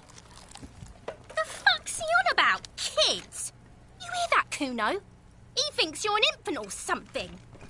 See? Not really. All we know is the victim's clothes are in the trash, the lid was locked, and his establishment had the key. It's just a small loose thread. The lieutenant nods, then looks back into the trash container. It's just organic waste, cold and slimy on your hands. Apple and potato peels, mostly. Unidentified sludge, and the occasional chicken bone thrown in for good measure. But hey, what's this? A blue piece of plastic sticks out from the apple peels. It's shiny. Looks like the corner of something. Something larger. A clipboard. A blue plastic clipboard with moist papers hanging from it. They look badly damaged, but you can still make out forms and notes, written in a man's handwriting. Officer, is that your paperwork? It is. Look, the plastic has the RCM street grid on it. You've even got an autopsy form in there. If you don't mind me asking, how did this get in the trash? Officer, this is an official piece of paperwork. It probably contains notes on numerous ongoing investigations, and could even list undercover operatives, informants. I suggest integrating it into your style, for all our sakes. I see, yes. You are what we call a badass, aren't you? Tell me, does your badass see more in there, or are we done here? Ah, yes, and it would also be appropriate to start taking notes on the case. It's what cops do. Some items, such as the ledger you found, are interactable. Go to your inventory and select the Interact tab to read your paperwork. You pick out a broken mug with an oddly racist depiction of the yellow man frolicking in saffron. Only in its social sensibility. You've acquired an interactable item. The container sounds a muffled gong. That's one thing off the list. I think we got it all. As you turn, a bright light catches your eye, making you squint. So cool. From a distant sunset, a stage light, flash photography, nowhere in particular. It's just what superstar law officers do. They squint at lights, and they solve shit. Yeah, you have. You're a big dick cop, Dick Mullen, Salam Rocky Bayi, badass on-the-edge disco cop. Time to recede into a ludicrous fantasy world. Here we go. Camera. Lights. Yeah, you know.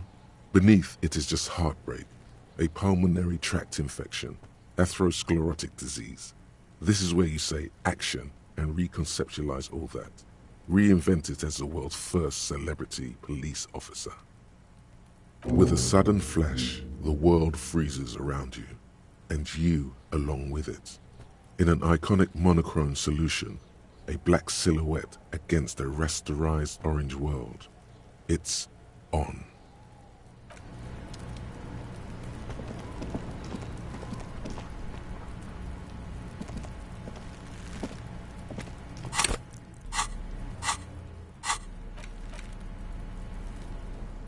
It's just a racist mug.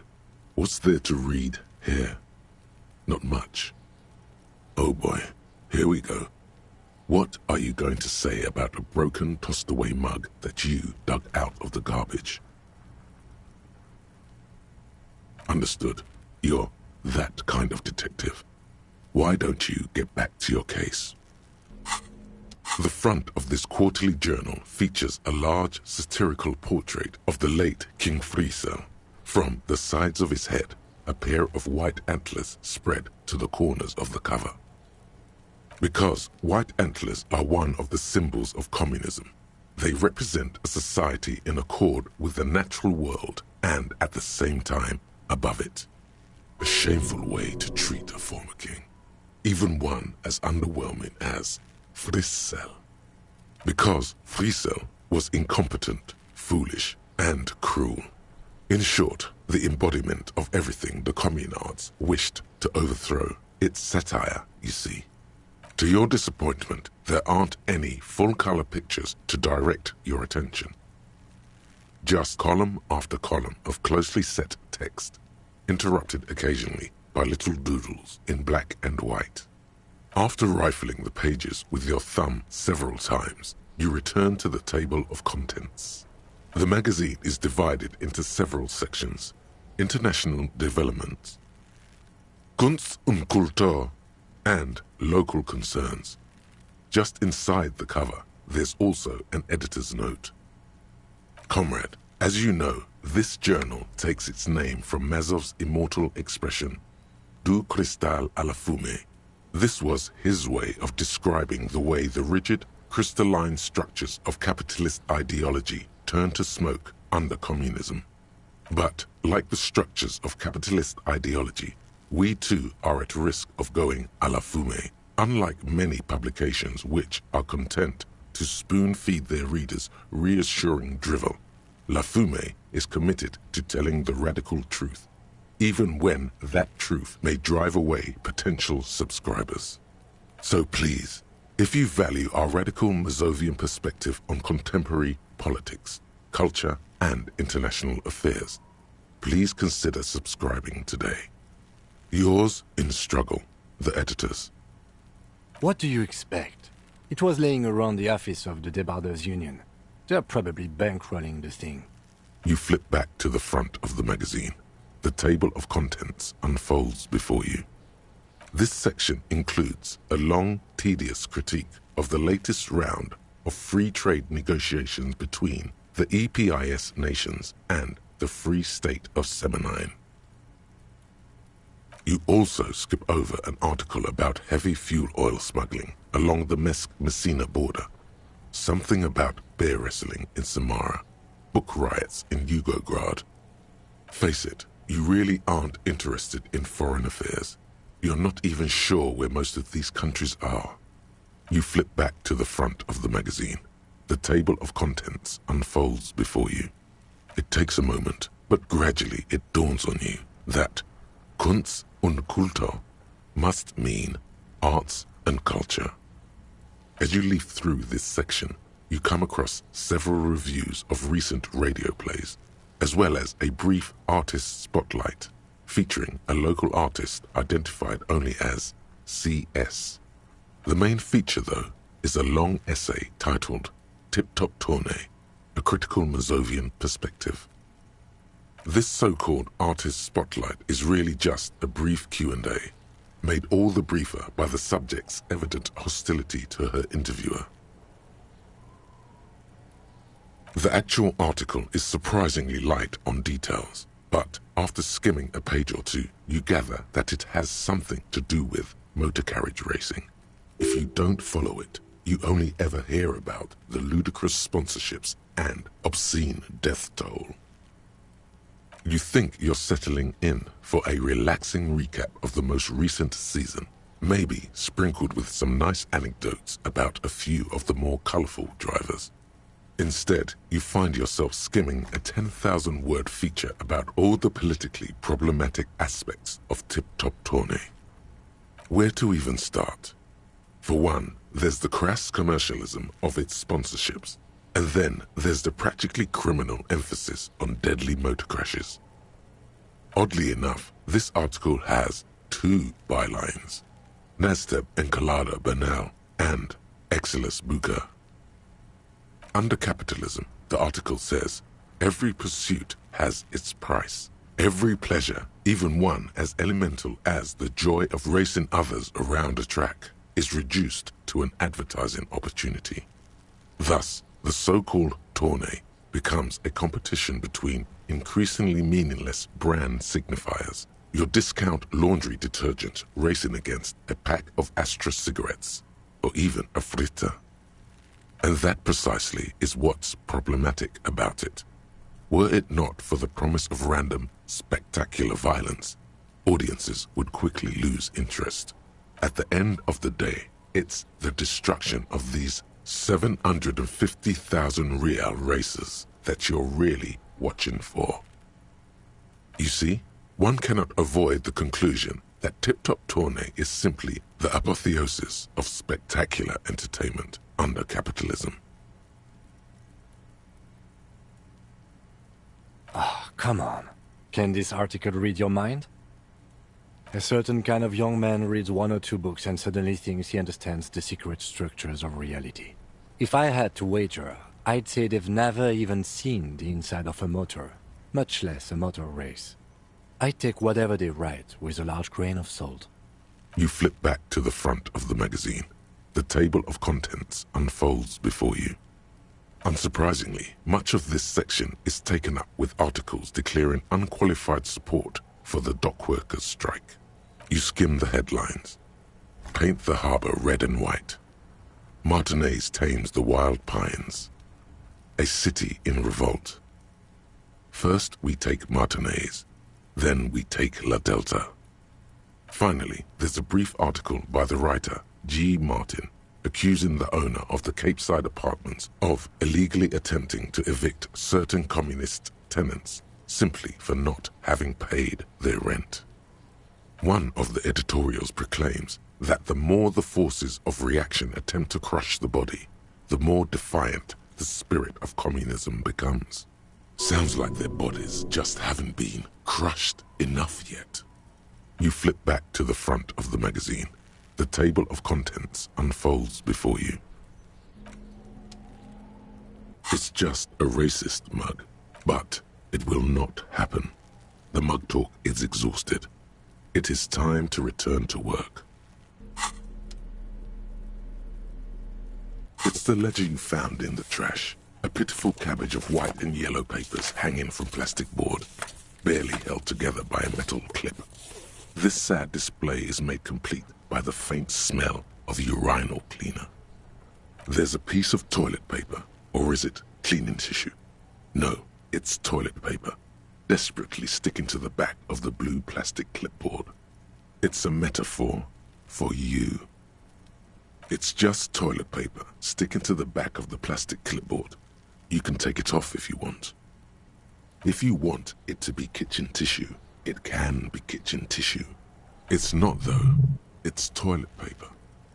Still wet, the toilet paper, kitchen tissue, peels off the plastic easily. All you have to do is shake it off your finger and voila, the ledger now looks marginally better. An aluminium block runs the width of the board, biting down on the paperwork. Its crocodile teeth are the only thing keeping the papers together. A regular pencil, the tip worn down to nothing, has been attached to the clip. The surface is interrupted by a silvery sticker. It's rectangular, sparkling with iridescence. You don't know how you didn't notice it before. What? Yes, halogen watermark used for adding information to RCM property. It depends. Aside from an anti-counterfeiting stamp, mine has my station number and address. The information varies by date of issue. How many years you've been on the force, he's thinking. It'll have that. Your kill count. Yours will surely have your kill count. Any capable light with the right wavelength will do. All RCM vehicles have headlights designed to reveal halogen watermarks. Mine too. This means you can read the watermarks if you just turn the lights on. Okay. While a bunch of sodden papers sag from the clipboard in your hand, it's a sorry sight. They're not exactly white. They're yellowed in patches by sunlight and alcohol and covered in dense blue handwriting.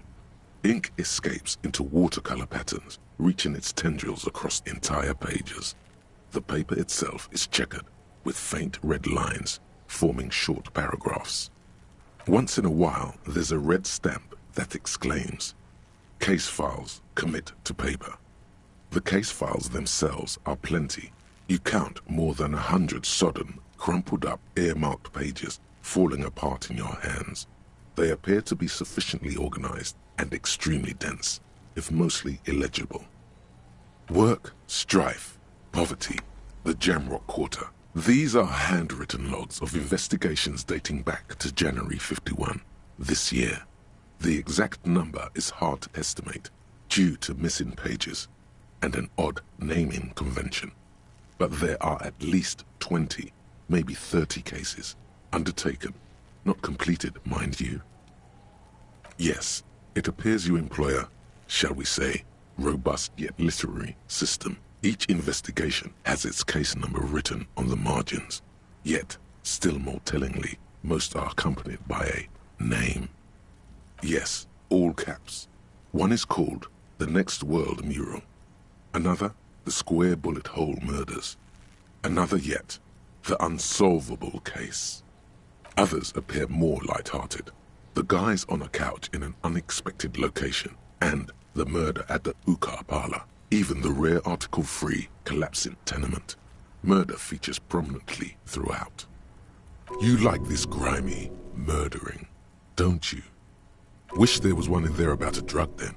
You love those. Gets the blood pumping. It's going to take an effort to piece these case files together, but it can be done. Once you're done inspecting them up close. You mean the alphanumeric? Officer, precinct, time of arrival at the scene? Good. That's a good one. But do you also use the titular? Well, so do I. In our defense, officer, almost everyone in the RCM does. It's a holdover from the early days of the RCM, right after the revolution, when the organization had little idea how to do things. It persists in an unofficial capacity. Officers use these titles to refer to their work among themselves. Again, in your defense, I seem to have named one the man with the hole in his head. That was a real person. His death was real. Still, I named it that, to amuse myself. I pray his loved ones never find out. Rail spiked through the head. He died. It was a workplace accident. There is, for precisely one more. 15 pages near the end remain untouched by the damage.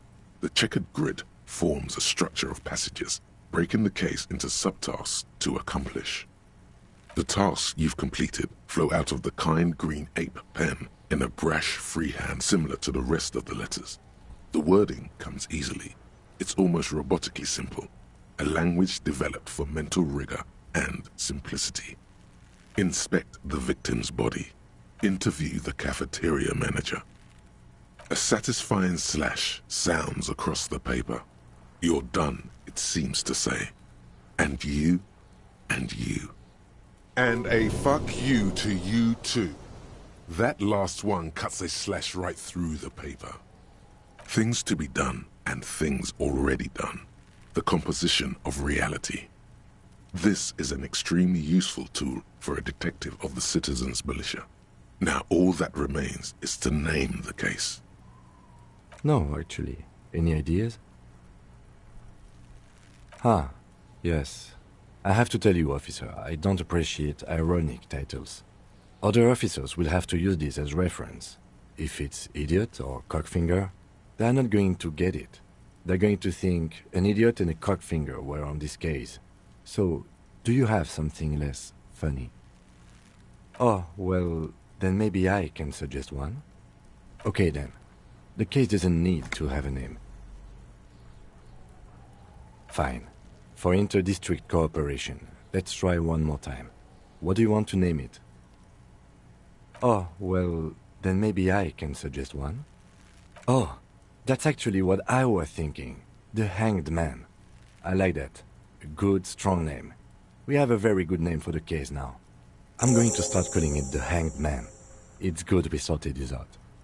You don't exactly close them, so much as distance yourself from the smelly papers. They're a little further from your nose now.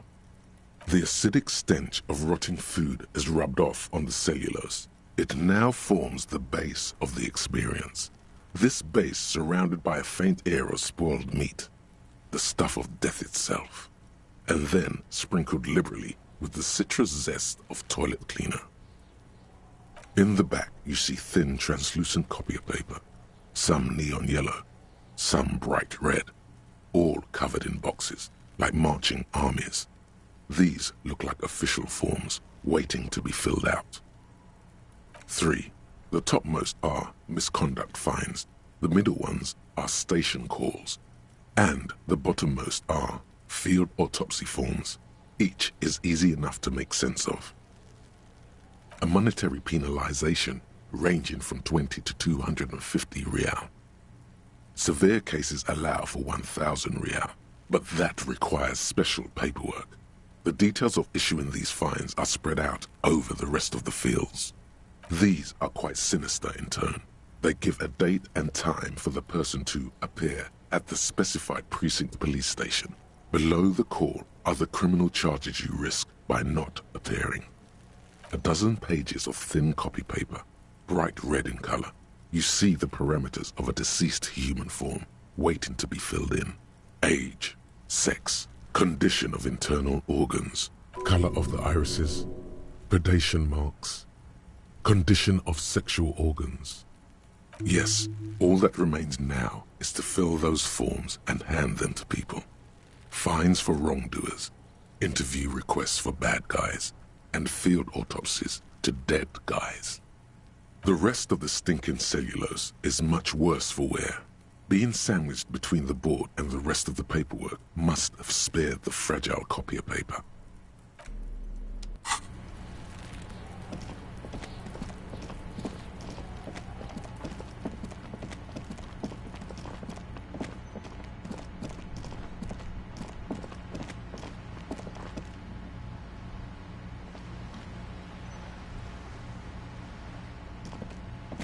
Hello, sir. Step right in. The store is open. I know, sir. Yes, people get that you are the law. You really don't have to keep saying it. Are you interested in a new and exciting book? It's a bookstore, sir. We sell books, postcards, and some board games. It's called Crime, Romance, and Biographies of Famous People. Whoa, whoa, whoa, whoa. Hold your horses, little girl. That is a book. They have stories inside them. It's like someone told you a story in a really long letter. A postcard is a small cardboard picture. You can write a few words on the other side and send it to your friend or beloved. Board games are like little games on a table, made to pass the time. There are several different ones, but sailors here mostly buy cards. My pleasure. Anything else you'd like to know? Okay, sir. I'll try to answer any questions you have. I hope they're about books. My name is Annette, sir. My mum, her name is Plaisance. She owns the store. She's inside minding the register or organising the stock. Feel free to step in and browse our wares. I'm signalling that the store is open. Otherwise people might not know. They'd miss out on the crime, romance and biographies of famous people. Thank you, sir. I'm happy to help Mum out with the store. I do my studies at home at the moment. I have to help Mum keep this place running. Mum says it's necessary to do both because it builds character. Mum says a proper worker is dutiful. That's how you get ahead in life. You succeed. Mum says it's peachy. She was a little afraid at first. There's talk about this house being cursed. Cursed in the way that makes them say that no business has ever really thrived here, sir. That they all go... I wouldn't really say it like that, but I guess so. We can go into the bookstore and ask about the case, but I don't see much more to look into here. Yes, please do look at our wares inside. The postcards and board games you asked about are also there, sir. Nothing really, sir. Mum doesn't allow me to sneak around in the back rooms or the cellar. I don't really know what's there. It does not manifest itself in any way. It does not exist. I liked it better when we were talking about whether it's appropriate to stand out in the freezing weather. No such thing. Anything else you wanted to talk about, sir? Maybe I can tell you about some of our books instead. Crime fiction is about murders or burglaries or things like that, and the work of a policeman or a private detective who's trying to solve a crime and catch the criminals. Crime is a deviation from the law, punishable by either a civil or criminal sentencing. It's what the law prevents. It's exciting to people, I guess. They get to imagine dangerous things, and it's kind of like a puzzle, where you can guess who the criminal is, or how the good guys are going to catch him. You don't look much like a policeman.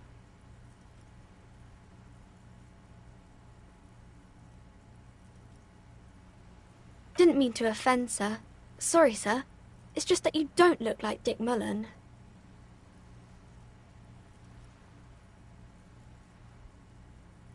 Head, yes. No, your resilience. That's a bit childish. Obviously, sir. He's just a fictional character. He's no match for you. Maybe you can show me some real police work, sir. Like in the books. You fail to deduce anything substantial. She waits intently.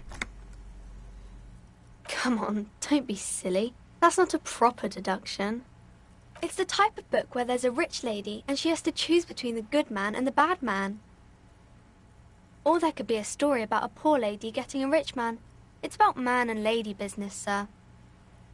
I haven't read many of those. Maybe you should ask Mum. I don't think it's a romance story if the main characters break up, though. No, I don't know. You can take this. Blossom like a pain flower. The girl is at a loss for words. She shifts and sways on her feet, looking confused and uncomfortable. I'm sorry, sir. I don't know how to help you. Sir, sorry, sir. I'm still little. I can't... It happens, but usually the guy gets rich in the process. Or should actually be rich himself, but has lost his family property unjustly, like during the Revolution or something. Those are unhappy books, for most of the pages. People sad about what they have lost, but then it all turns out just fine in the end. These are not very common.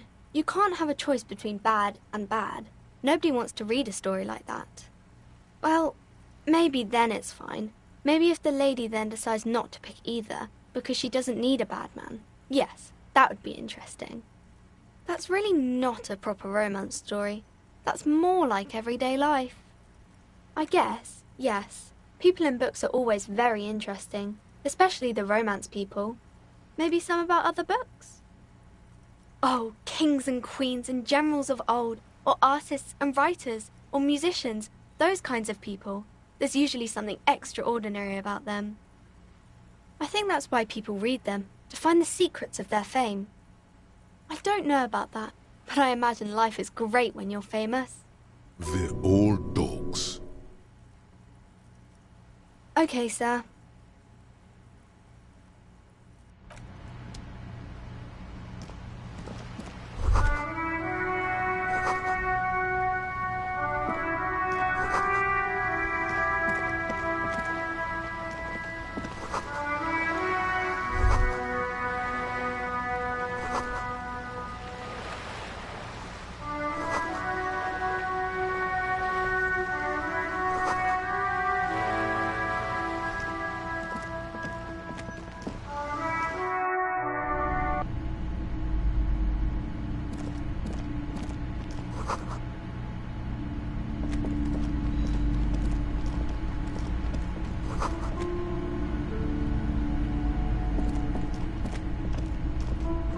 Welcome to Crime, Romance, and Biographies of Famous People.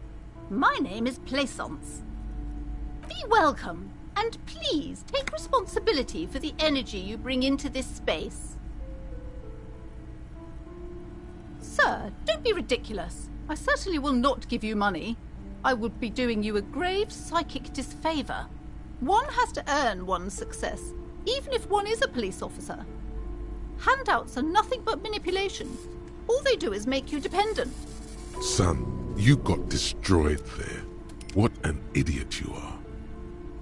I am the proudest owner of our little shop of culture. Then why are you talking to me? Everything is on the shelves to browse. Don't you feel compelled to buy anything? See those shelves there? Go. Be drawn. Everything is on the shelves. Take a look yourself. The shelves compel you, don't they?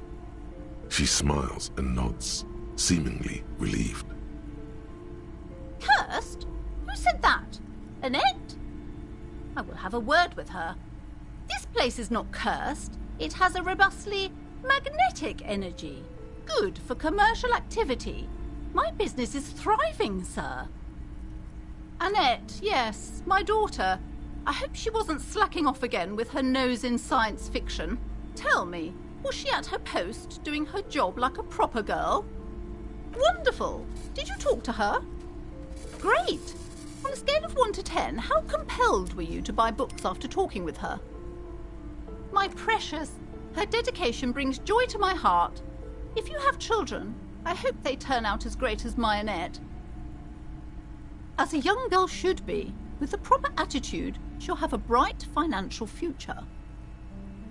The woman before you scans the store, her shoulders rigid and tense. Every now and then, she nudges her glasses. Oh yes, how's my precious, as a young girl should be? The woman before you scans the store. Hello again, esteemed officer, and welcome. Wow, you work hard. Oh, yes, you hustle. You're a provider. It's tough out there, but you keep it real and provide. Look at yourself. You're a human pedometer. You must have walked 200,000 steps down cracked asphalt, mosaic, sand, and linoleum after you re-emerged. That is the sign of a hustler who never gives up. The world is harsh and people are evil. You didn't make it that way, and you won't let it break you. You ride. That's just what it's like, life and death. But you got gills on your side, baby. Got those black papers with the faces of the innocents on them. You bring in the Franco-Negros and the Solas. It ain't easy, but you do it. Day in and day out. You didn't make the rules, but you won't lose. You're a cop, and a sprinter, and a money printer. You didn't log that in as a donation either. You don't log any of that shit in. You're a straight rider. Wasn't easy getting that giant novelty check from Everard. Took some ingenuity to get into the harbor, but you got in, and you took that bribe as hard as any cop's taken it.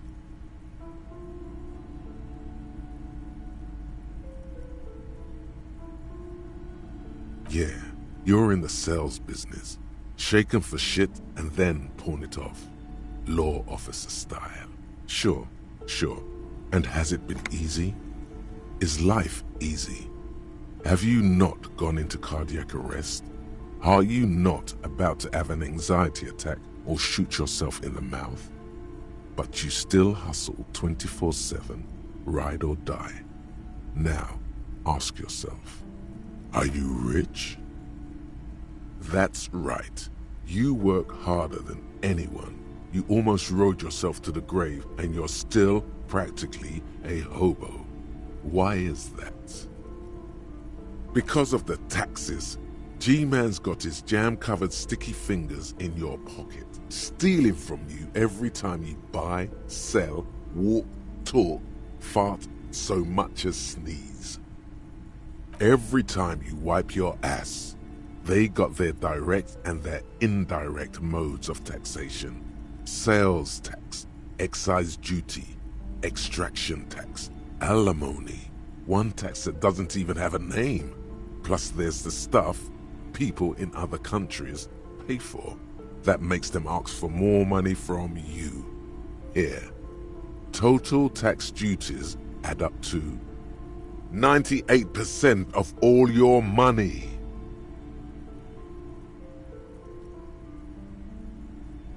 What are you not sure about? They're milking your nipples till they bleed. Can't you see? Aren't you sick and tired of having bloody nipples? It's all about the tax issue, hustler. No other problem in the world is as pressing as top marginal tax rates. and don't you fucking forget it.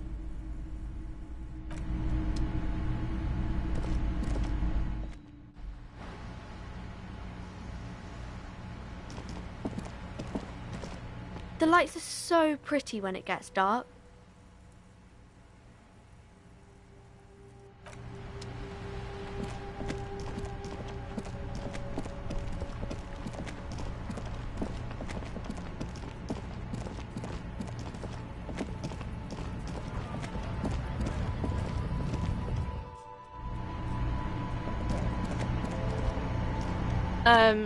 Is this about the questions again? Because I don't really know anything. Wow. I didn't know you worked for the Union, sir. Anything else I can do for you?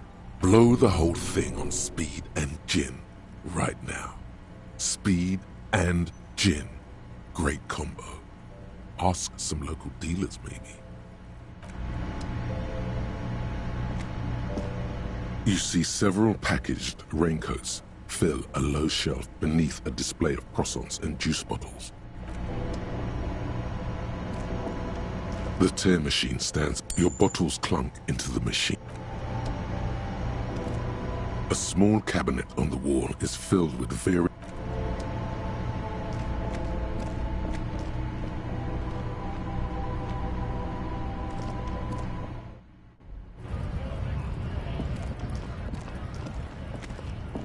Hello, compatriot.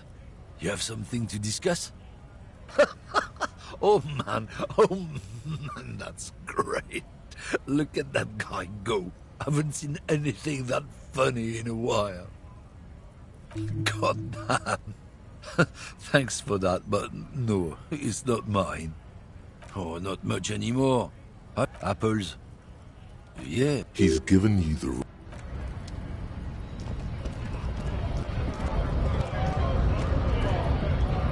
Went native on the chief, huh? Those ballerina antics were reckless. Should have just punched him in the throat again. Wrong. You did the right thing with Measurehead. The ballerina antics won you the fight. Let's talk about our right to work.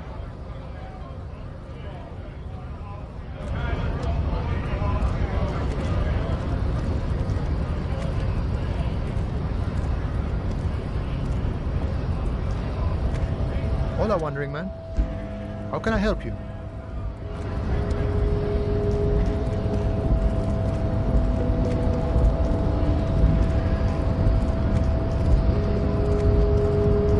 Your race descent has temporarily halted, but you will fall again.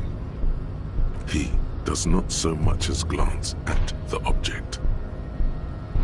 Stop showing me your pathetic cup. I have no interest in it. Does he strike you as the kind of man who puts monks into trash?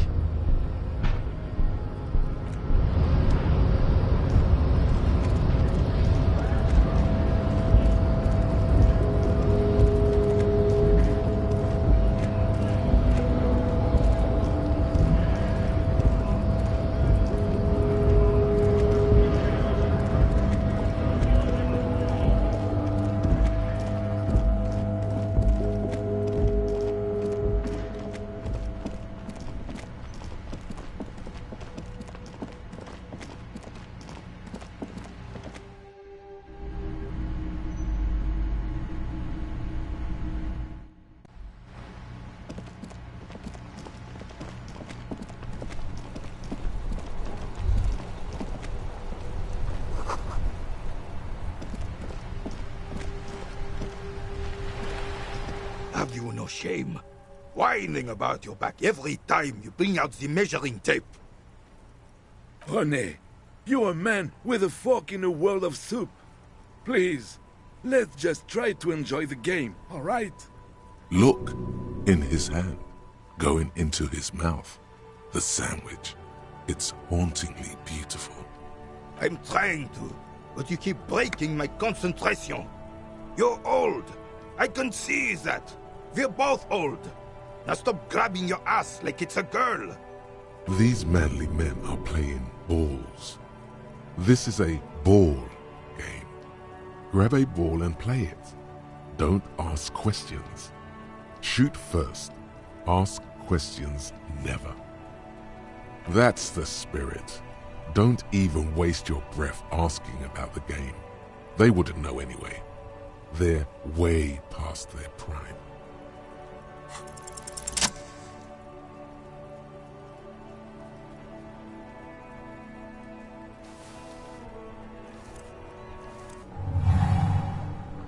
You are immediately surprised by the ball's lack of weight. No matter, you'll make it work. God, this is right. You feel the familiar tremble of excitement and adrenaline that precedes every victory. The cold metal ball is surprisingly smooth against your neck. It has a pattern on it, probably a sponsored ball. Yours would only be covered with bumps of learning and scars of victory. Already your muscles are adjusting to the weight, the nervous system calibrating, until you and the ball have merged into a single entity. The man ball is ready. A chilly breeze ruffles your hair as you stand there, feet firmly planted. All sounds, smells, even the wind, everything fades until the only thing left is the union of man and ball. West, in the Grand Couronne area, a sharp overhand left from Arsène-Luc Edelbrock sends the Samarin heavyweight champion, Kostya Miasnok Kostanicha, flying to the mat. The crowd goes wild. Revachol loves her heroes. An embodiment of pure motion, a fine-tuned locomotor running at maximum efficiency. Behold the fear and confusion reflecting in the eyes of the two feeble geezers. They are in awe of your superiority. You are a god to them. Some would still say you're a cop, but I guess we're beyond that now.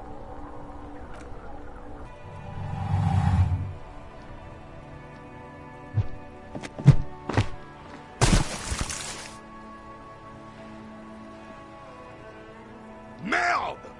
Bordel de merde! What the hell is your problem?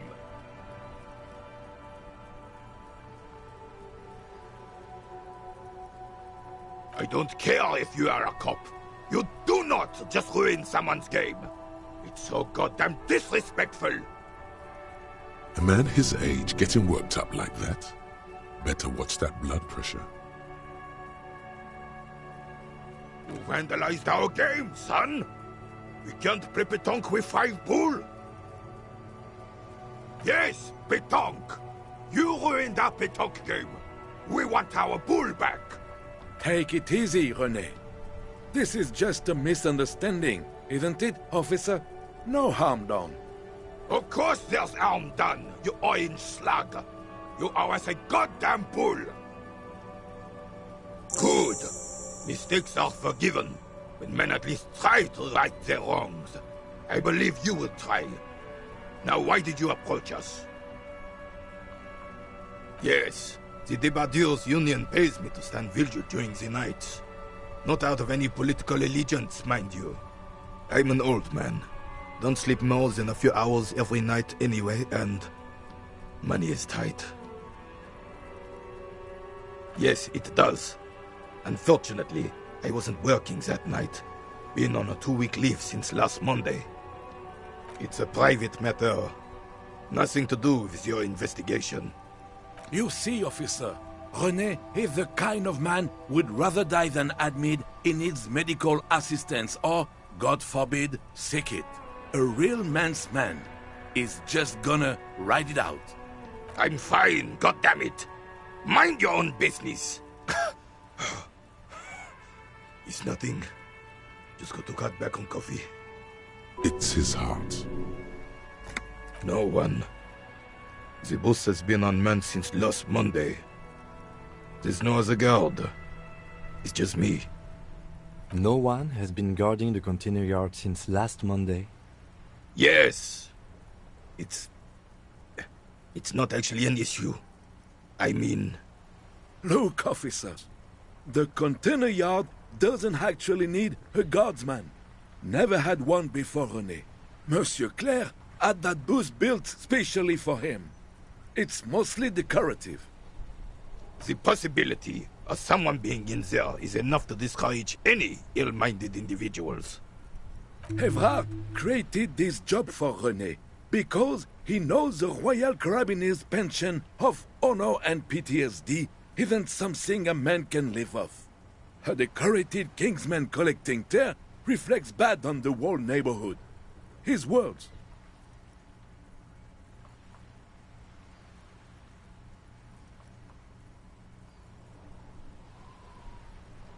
It's not charity. Not to me. Up there, I give it all I got. I earn my keep. But you're right, officer. There is no middle ground. It's do or die. She is nobody. This is none of your concern, and I refuse to discuss my private affairs with the RCM. The lady is Jeanne-Marie Beaulieu, and she sure as hell wasn't a nobody. Yes. Like I said, I would be up anyway, so might as well keep an eye out. It keeps my senses sharp. Unfortunately, I don't. Unlike most of the locals, I have no qualms about assisting law enforcement, but this affair has passed me by completely. In Martinez, the Union is the law, so can you really blame them? Cop is a pejorative term. I don't have a problem with policemen. On the contrary, I admire the effort to bring order to our streets. If I knew, I would not be afraid to tell you. I simply don't. I'm an old man, not a coward. The daily business of the riffraff no longer concerns me. Yes, the terrain here provides an interesting variety to a familiar game. No, it was left by heavy artillery fire. Heavy artillery fire, you say? That's the best kind of artillery fire. Very interesting. Why what? Because that's what happens when communards hijack your country, execute your supreme leadership, and turn your capital into a slaughterhouse. You use heavy ordnance to clean up your home. Commies, communists, socialists, anarchists, call them what you like. They just chose the name to feel special. Senseless sentimentality. Sadly, no. It was the foreigners who brought them to their knees. We fought valiantly. Too valiantly. So valiantly we got licked. Should have fought dirty, like they did with their suicide sex cult propaganda and mad anarchist women strapped to shrapnel bombs. We didn't though, and we lacked caliber. God bless him, but the suzerain's cannons simply weren't big enough. Because this place is a damn beachhead. Had to soften the commies up first. Yes, the military coordinated amphibious landing to take back Revachol. Martinez was used as one of the 3 footholds in Revachol during Operation Deathblow in 08. The other 2 are off in Stella Maris and the Delta. This here is Blood Ground, where coalition boots first made landfall and cleaned those rabid dogs out. Most likely, we're playing pétanque on their mangled corpses. Blood ground. You got old René going there. Like he isn't hungry enough already. Don't get me wrong, officer. I hate those foreign dogs, but the enemy of my enemy and all that. They're the lesser evil. Damn right, son. They laid the fire of hell on the city before they stormed it. And it worked, too. He approves of this radical approach. Knows it was necessary. The rest of the city got cleaned up, but Martinez they keep as a monument. And now the Union Socialists are practically running the place. Well, it's your own damn fault.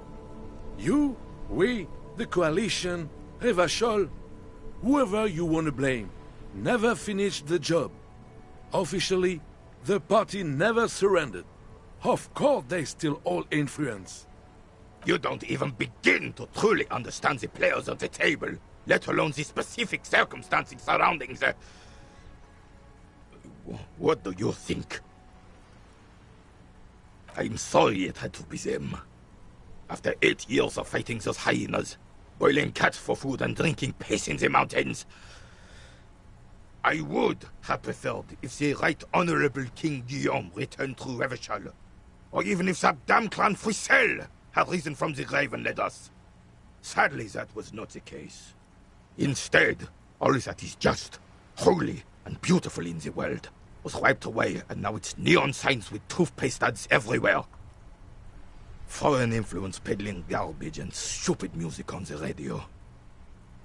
This is just what the commies wanted. This was their plan all along. This is what they wanted to replace the role of the suzerain with. Damn Frissel. He was a king we couldn't protect. The Carabineers failed him, and the crown.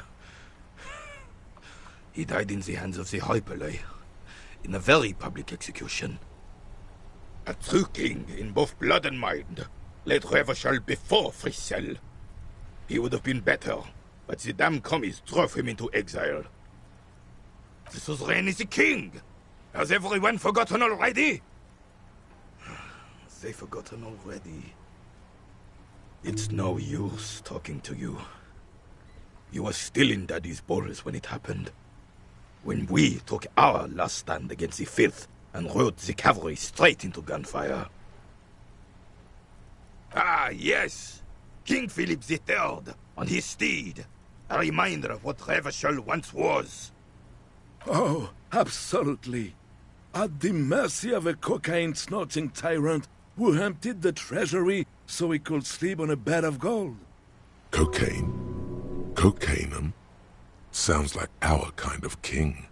And just imagine what kind of cocaine a king would have had.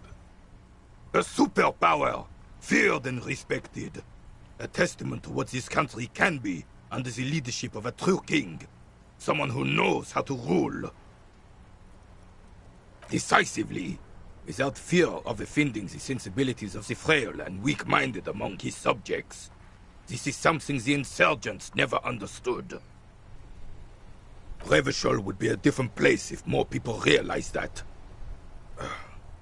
We could still be the... Don't get started on that again. What happened, happened. The Carabinier doesn't reply, but his entire being communicates unbreakable resolve. Oh, old Philip was a big fan of the purple nose candy the nobility loved so much. A cocaine connoisseur of sorts. His egocentricity is borderline legendary. You can't even take responsibility for yourself. How could you fathom the responsibility weighing on the shoulders of a ruler? That's why the Philippian kings use cocaine, for clarity of vision, to aid in their work. Regnum cocainum, Revachol's finest years. I'm satisfied with this explanation. Of course. Clarity of vision. Awareness. Philip III was even brought into this world with the help of cocaine. The court made him administer the dose to his mother when she was in labor, and it is well known that with the help of cocaine, only the purest, of course, he was able to connect with higher realms.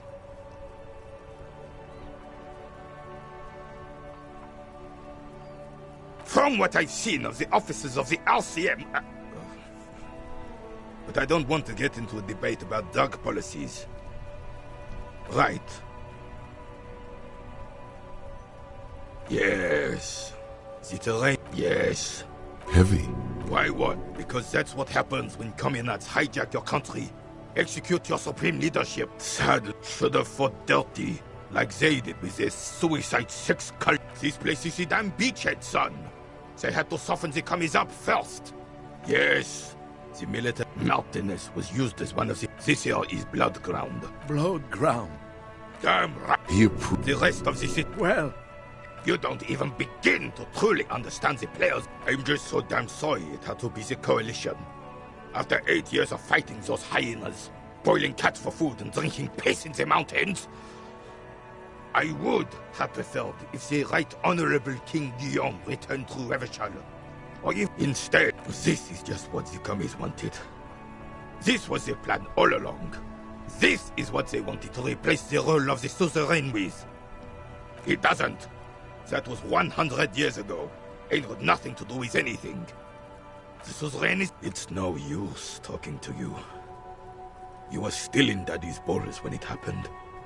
When we took our last stand against the filth and rode the cavalry straight into gunfire. Lonesome, long way home. Here we go. Home awaits. Walk past Station 41 and through the market, past the Boogie Street spearhead to the other side of the lake, the frozen eye at the center of the district. Then past the video rental store on the corner. There, at the end of a street lined with pine trees, a small house no larger than a matchbox. 11 Voyager Road. You no longer live there. Those times are gone. And so are those people. Why did you come here? Why are you still here? And where's the dealer? You have to get back to work. That's all you have now.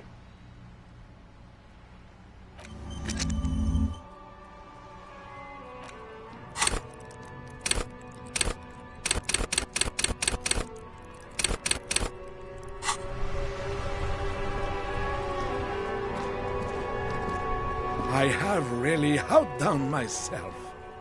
This is divine. Yes, that's what you need, Gaston.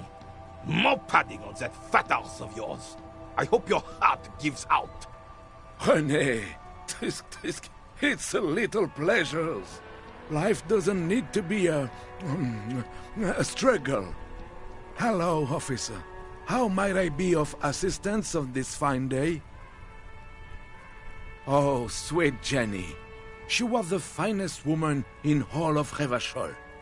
Maybe the entire world. Do not defile her memory, Gaston. Let her rest in peace. We knew her, all right. Lived on the same street our entire lives, just 2 houses apart. The 3 of us have been best friends since we were 4. She was René's first girl back when the prick was 16. They were courting till he decided he'd rather die for some great ideal than just be happy. And then you stole her from me. Well, technically, you stole her from me, because we'd been pretty close ever since you two had that falling out over the ink you spilled over her pretty yellow dress. We were just boys then. This was different. You... No point starting this all over again. For the 1000th and the first time. Especially when we have company. Officer. She died of pneumonia 2 winters ago. It was a quiet passage. Peaceful. René and I were both by her bedside when she... died. No use sugarcoating it. Won't bring her back. Will it now? Departed. Until the very end she couldn't decide between us. The most indecisive woman I've ever met. A quick grimace of pain passes over René's features, but he immediately regains control. His face now a dispassionate mask again. She could never make up her mind about anything. What to have for breakfast, favorite color, or which one of us to marry. She was always leaving one of us for the other, but never long enough to actually get married. Heck, technically, we're both still engaged to her. You always confused her. Couldn't let us be happy. Seduced her with your fancy words and pastries. He suddenly remembers you are still there, falls silent, and turns away. We knew she was... And then you stole her. Oh, officer. It already got ugly nearly 80 years ago when the 3 of us were just learning to walk and talk.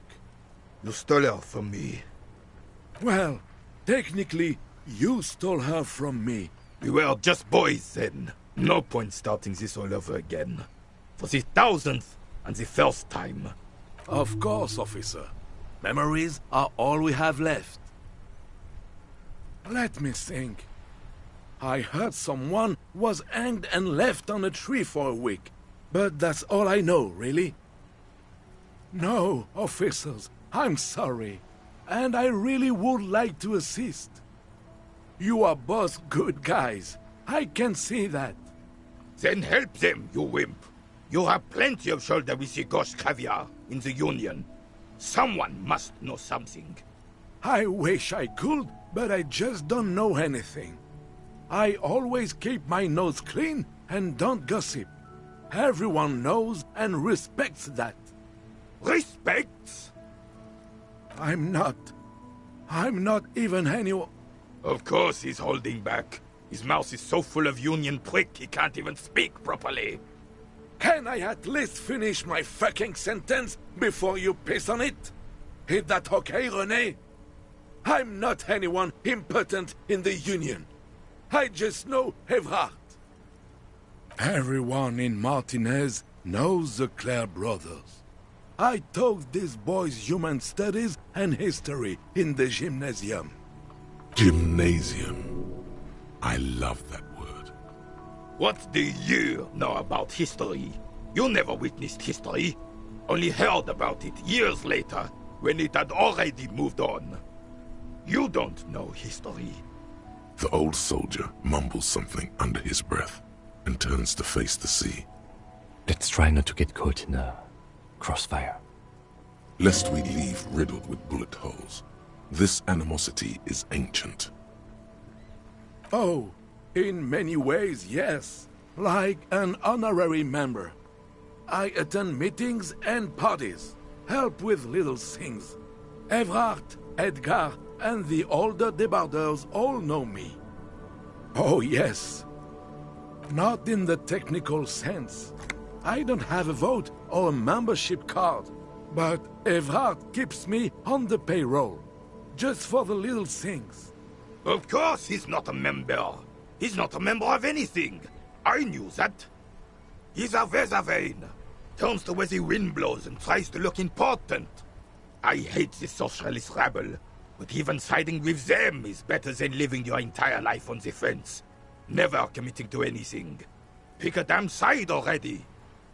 Writing work mostly. Occasionally, he needs something written, and I happen to have a way with words, people say. Oh, nothing official, I assure you. Just essays for the newspapers. About Martinez and how things are and how they could be. Evrard and I have these long talks where... Well, he tells his little pen man exactly what to say. It's commie propaganda, plain and simple.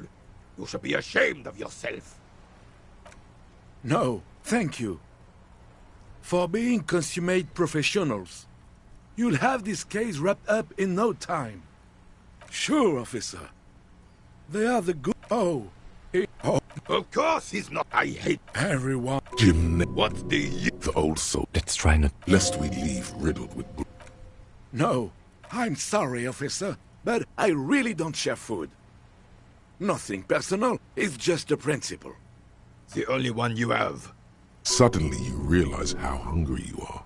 The last time you ate must have been... God knows when. Believe me, officer, I wish I could help you, but I need this sandwich to keep my blood sugar stable. In my age, you need to pay attention to these things. You can barely hear him. The sweet smell of pickles in harmony with garlic butter and marinated onions emanating from the sandwich is driving your mind in a singular direction. It must be yours. Fuck off! It's mine! Sorry, officer. I'm sorry. I didn't mean it in a bad way. But the sandwich is mine. I'm not gonna share it. When the dissidents come to rape our country, he hides. But try to get a bite of his dear sandwich and he gets claws? You're a special kind of vermin, Gaston.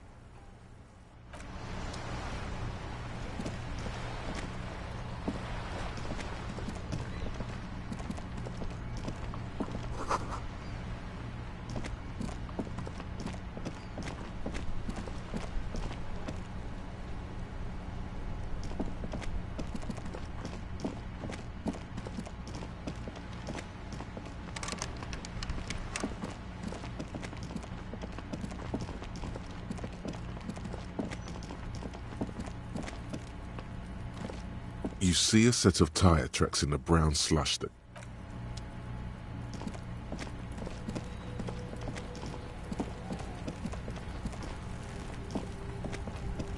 There are several footprints in the mud, left by work boots. Anywhere from 6 to 12 pairs have walked here. Heavy workers' boots with reinforced toes and hobnails, all over the yard. Isn't this something an industrial worker would wear? Noted.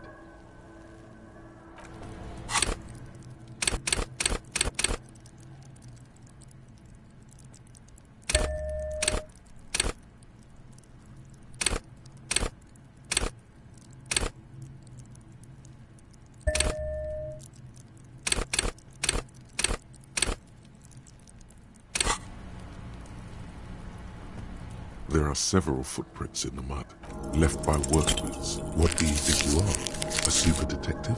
You're hungover. These are just dents in the mud. No pattern emerges for the time being.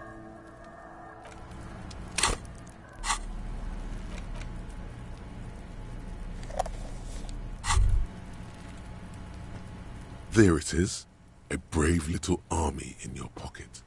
The 1st Smokes Platoon. 20 brave souls standing in salute, ready to step into fire for you, sir. You picked the best one. This soldier is fat and succulent. What are you waiting for? Light up.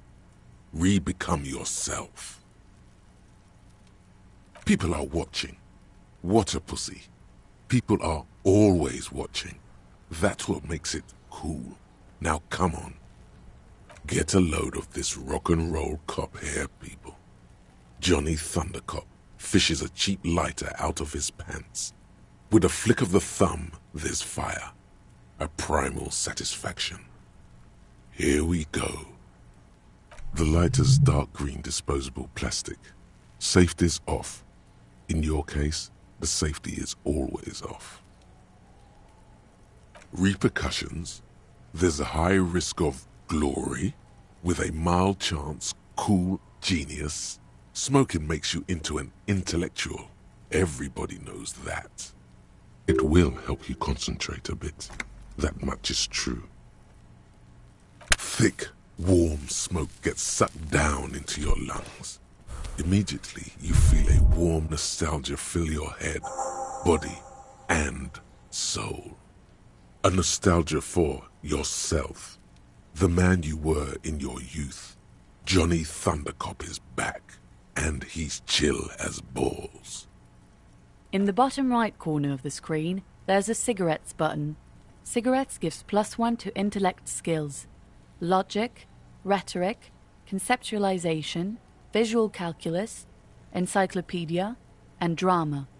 This is good before a white check, but damages your health.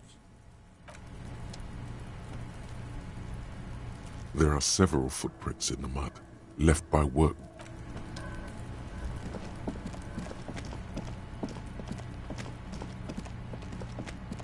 You see a set of tire tracks in the brown slip. The tire tracks were left here by an unknown event that took place some days ago. It's a message, written in the language of burnt rubber. Some of that rubber stuck to the tiles right in front of the whirling in rags. This is point A. The driver started there, and then accelerated straight into the fence, left a hole big enough for the Franco-Nigerian cavalry, according to the cafeteria manager. The driver proceeded to back out of the yard, barely stopping before hitting the adjacent building. Before heading south, must have been in a hurry. You are correct. This is a rather motor carriage-friendly city. I'm not sure. There are plenty of traffic accidents waiting to happen in Martinez. With the jam right here on the roundabout, I would keep them separate. You could follow the track south. There seems to be a canal there. See where they went, if you find the time.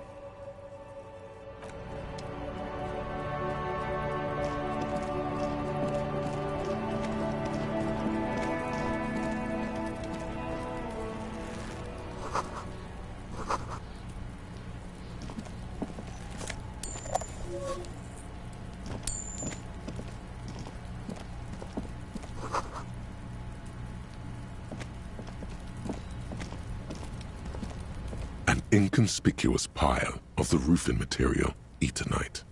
It's nothing. Someone just left some roofing material slanted against an old shack.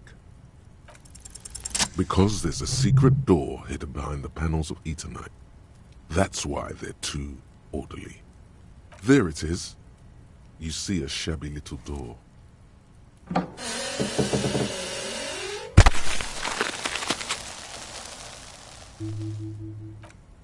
What is this, then? A tool shed? Let's investigate.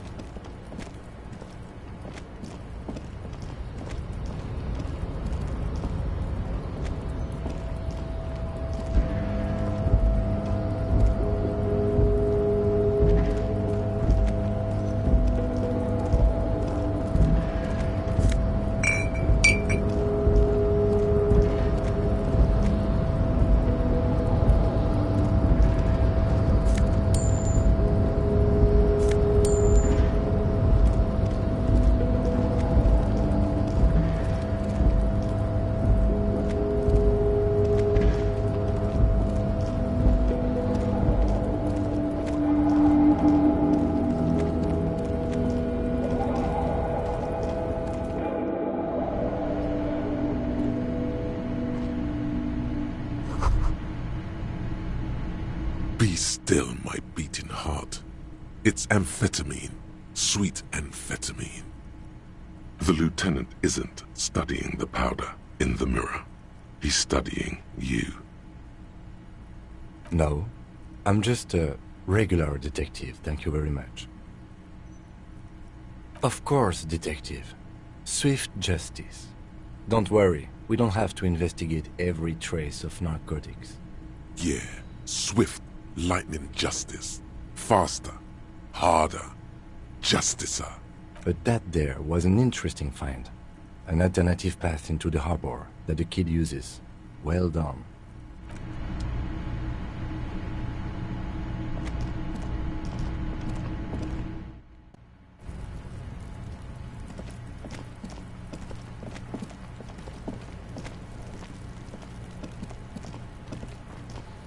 There are several foot...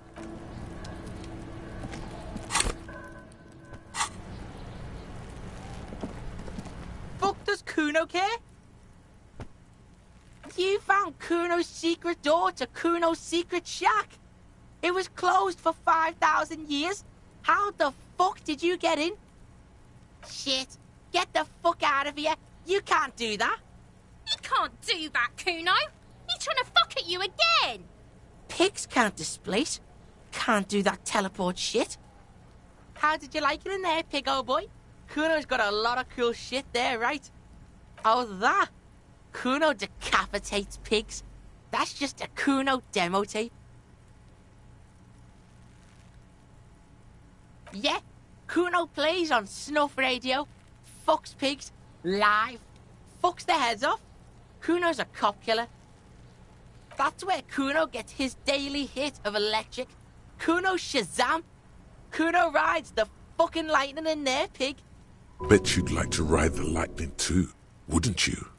You feel tired and old, but you could have that sparkle in your eyes. It's a vitamin, pig. Don't you know anything? Yeah, it's the mag. You fucking need that shit to stay on top of your game. Kuno goes through like a tube a day, rips mag like a motherfucker, and you could use a bottle. Oh, don't teach him, Kuno! He's gonna use it against you, Kuno!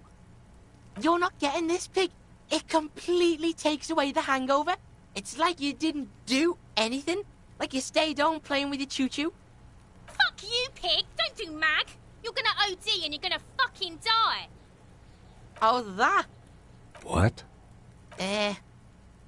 What is this shit? Fucking on yourself. This is weird level shit. Kuno doesn't go there. Fuck your shit back to normal. What is this? Good call, Pigmeister. Don't come and talk to Kuno about his kingdom. Yeah? The kingdom of Kuno? The fuck do you want with it? No, it's not fucking Kuno's. It's ancient. Look at it. He thinks you're fucking for Kuno. He says you climb the ladder up to your magic tree house. Get the fuck out of here, Pig. Kuno doesn't have a magic tree house. Dunno. Kipta's gardener used to work there. Yeah, that's what Kuno said. She couldn't handle the heat, so she took off. Kuno can take it. Shit's nothing to Kuno. Look it up in the library. Kuno's not a fucking dictionary. Fucking small brain. Kuno means the gardener, alright? Look, Kuno doesn't explain shit. Kuno just says shit. Yeah, her. Yeah, Kuno doesn't know shit about that.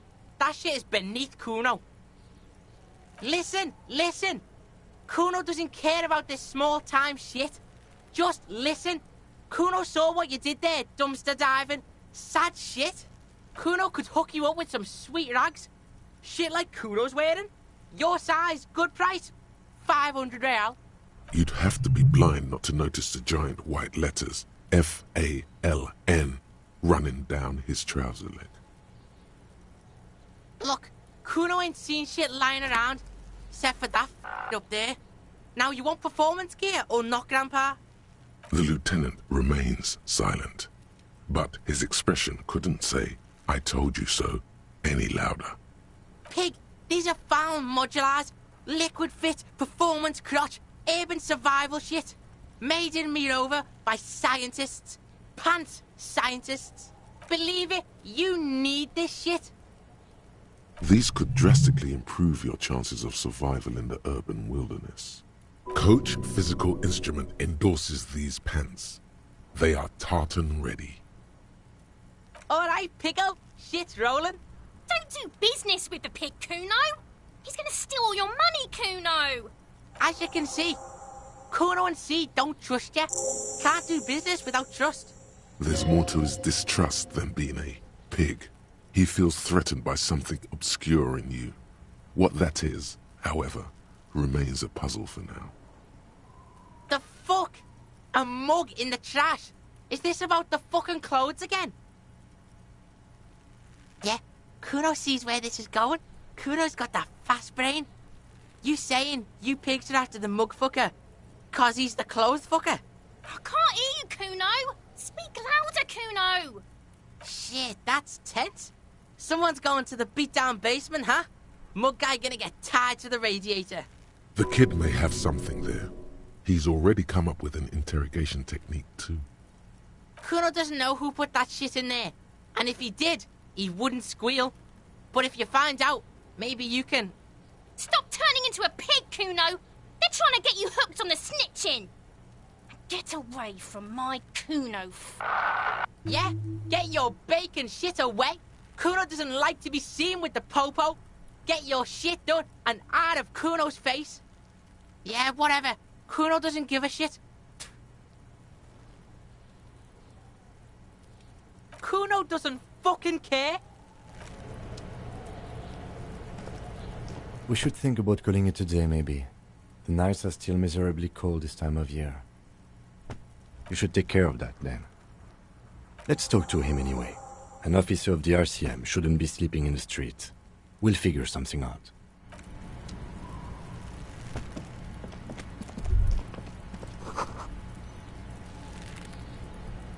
The corpse looks at you with bulging white eyes. The face around them does not look human. It's swollen and ready to burst. His lips are fish-like and his tongue like a ball gag in his mouth. You seem to be holding your breath. A cargo belt twists his neck at an unnatural angle. The body below appears stiff. It's letting out an ungodly rot. The smell seeps in, even through your clenched nostrils. Active decay. It's okay to throw up, officer. No one is judging. He's about to blow! Cock's gonna blow, Kuno!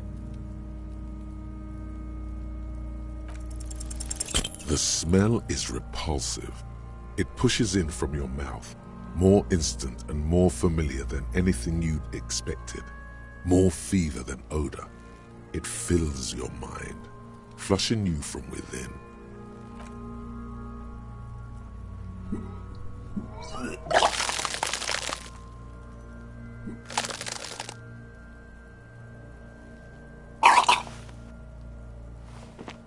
You feel a great force ringing from your stomach. Your body curls and pushes it out, burst by burst, until a pool of vomit lies under your feet and your throat stings from the stomach acid. The smell of Commodore Red rises from the pool. Among it, distilled spirit and bits of shish kebab. Keep it. The hangover is clearly making this worse for you. You could use some ammonia to clear your head. If you can handle the headache. Some officers use it to deal with cadaverine odor. I can't handle the headache. It's more likely he can handle the smell, unlike you. That young woman, the gardener, mentioned she used salts for the smell. If she doesn't have any, there might be some in the fridge store nearby. Acquiring ammonia will provide a modifier to the white check. Modifiers make checks easier and allow you to retry them.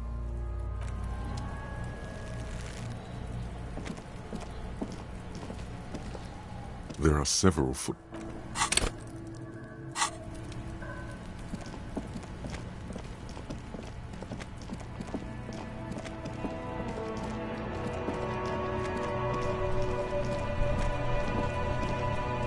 It's raining again.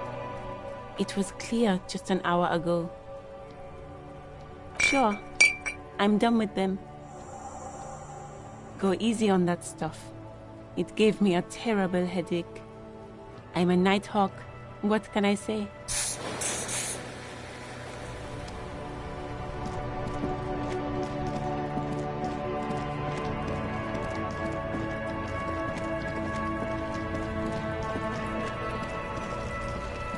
There he still is, looking right through you.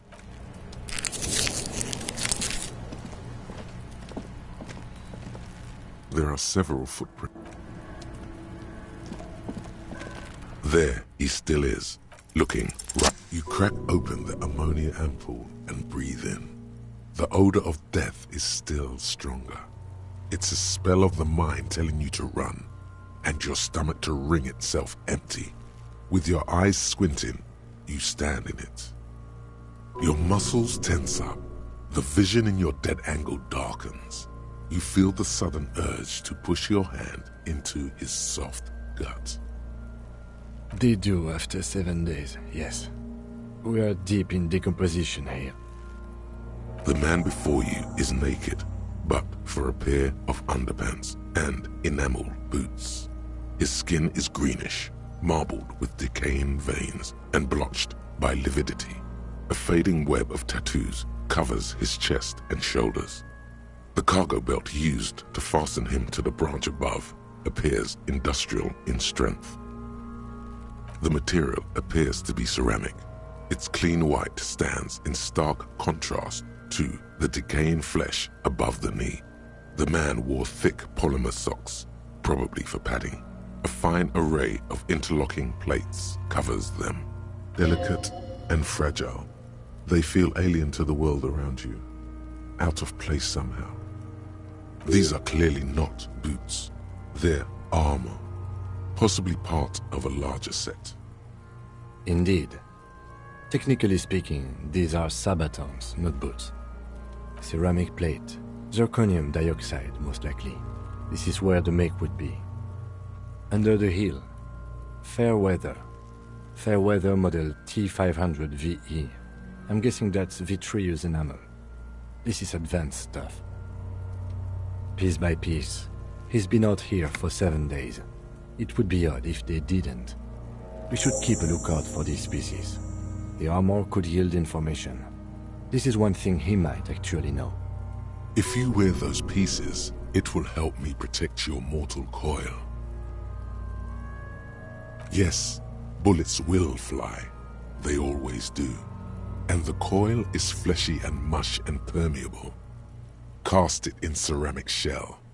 Resist death. No, I think he had something precious underneath the clothes.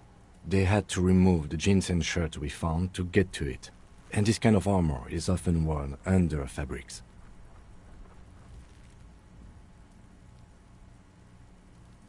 They usually hang them completely naked for that. La puta madre, the Mazda, the Besmerties and the like. This one still has his underpants. Fucking talking about underpants. It is. It's expensive.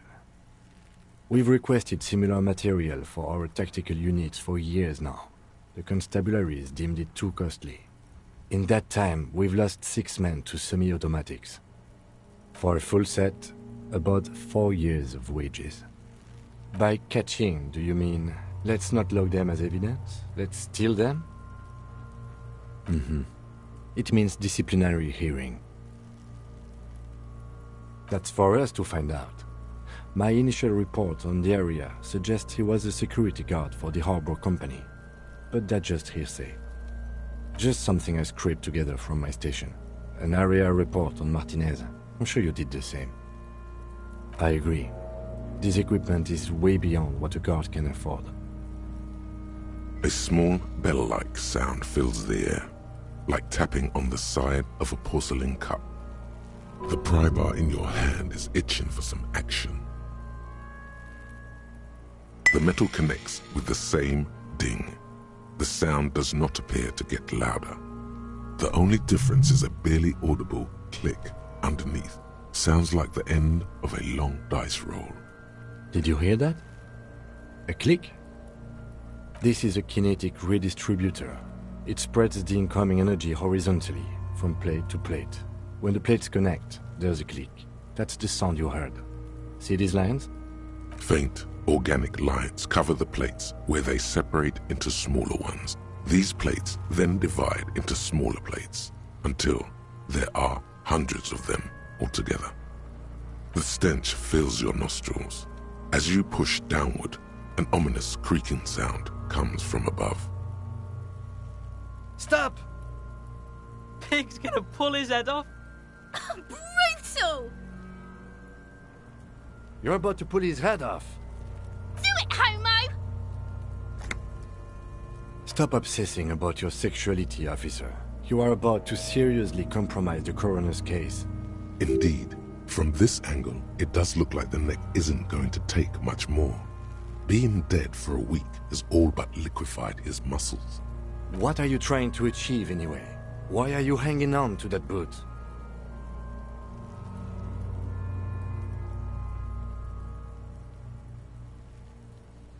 Maybe we should concentrate on what's outside the boot and leave what's inside to the boys at processing? Just this once. Besides, there's no way you're getting them off. All the organic matter in his body has been flowing down into the boots. They are fused to his feet now. Why do you think the locals haven't scavenged them yet? You're sure there's a way to peel them off, but first the body needs to be down. And second, it would probably be better if the lieutenant wasn't around. The anticipation makes you crack your fingers. Feels nice. Nice and cracky. Processing will take care of them. With the situation in the morgue, it will yield nothing. But we must pick our fights. Should we continue? The cadaver slowly twists on the cargo belt, his torso covered in tattoos, and extremities blotched pink and blue. The hangman's knot is pulled tight by the weight of the corpse below. Yellow, hard-edged polyester cuts into his neck. Above, a sliding buckle ties the belt to the branch. Oh my, there's something on the belt. A familiar word that speaks to the thirst within you. Vermilion, in yellow letters, along the length of the twisting cargo belt. Only a deep longing for vermilion golden spirits lets you decipher the fading logo of the local brewery. No, you should not get a drink. You should perform an initial inspection of the victim's corpse. We are on the raw part. Industrial strength, the kind used for tying cargo to lorries. Yes, it looks like they used whatever was on hand, paying no attention to not incriminating themselves. I'm still approaching this as a lynching, yes, motivated by the ongoing strike. You? Yes, it often is. This bell worries me. It's not merely polyester, it's steel reinforced. See these lines? This is where the wires run. I see rabbits for more than 20 strands. This makes getting him down much more problematic than I had assumed. A noose is one of those things that's easier to use one way around. That ladder can't carry a grown man. I didn't see any splintering either, did you? I think they lassoed the branch, then pulled on the belt to close the buckle. Could be. The shape of the branch supports the theory. The cadaver hangs from the cargo belt, limbs limp and torso covered in tattoos. An intricate web of blue lines stretches across the torso, from the right shoulder to the solar plexus. Each time they intersect, a small white star is formed in their crossing. Hundreds of fading asterisks riddle his skin. Their concentration is highest around his heart. A map of the stars. I do see some similarity to astronomical charts. Great Century Messinian, maybe. But this seems more particular. Customized somehow. As if someone left out most of the night sky, filtering it through personal choice. The principle of this filter remains unknown to you. The thought dissipates, and you feel as though you were only half right. So am I. He wears a wide leather belt around his waist and a gun holster under his arm. He takes a thin piece of milled aluminium from his coat pocket and pulls it open. Sounds like a sword being unsheathed. A small lens appears. Some sort of camera. Shit, Kuno! What the fuck is that? An instant color camera. I have only 2 ampoules, so nobody move. I don't want to waste one. A sound, a shrill flash, followed by the breaking of a small ampoule of glass. You see streams of color pour onto the thick, glossy piece of paper, rolling out. In case we need it. Yes, it is pretty cool, isn't it? It contains insight to the victim's person. By his build, I'd say this was a man of physical violence. The story he wanted his body to tell was important to him. It is his letter, to us. Someone should decipher it. We'll need to show it around. Sure, just don't lose it. The glassy-eyed corpse looks by, his mouth mute and his skin as colorful as the chemical rainbow on the photo paper, teeming with opportunistic organisms. His eyes are milky white and blind to the world, protruding comically from their sockets. There is no one home, just subaquatic terrors there. Dark brown hair grows on his head. His face is ready to explode from the organic processes inside. The death's head grin has passed. What remains is an unrecognizable mess. The corpse is dead silent. You have no idea why you just said that. Who is he? He is male, 40 to 50, with an athletic build. The corpse looks right through you as you distance yourself from its stench, eyes like a shark. As you narrow your eyes, the monster before you blurs into a violent mess of green and pink. Only the lower extremities are pink with a dash of blue. His fatted hands, thighs, and his neck, just above the noose. The rest of the corpse appears dark green in the cold spring air. How should I know why you are squinting, officer? Oh. You are trying to assess lividity. The monster comes back into focus, an explosion of color, coursing with dark marbled veins. His stomach appears pregnant with something. Black liquid streams down his thigh and onto his boot. So, what do you think? I think he's dead and about to explode.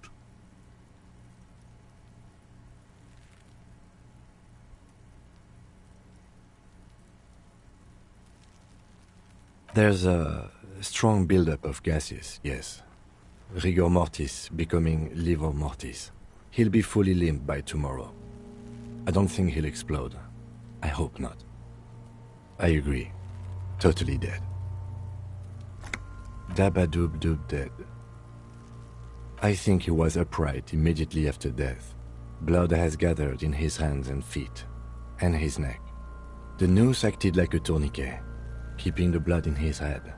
The hypostasis here is in tune with the hanging. That's what I think.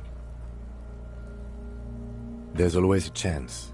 We should check for ligament marks on his neck to see if they're in tune with the belt. We'll have to get him down first.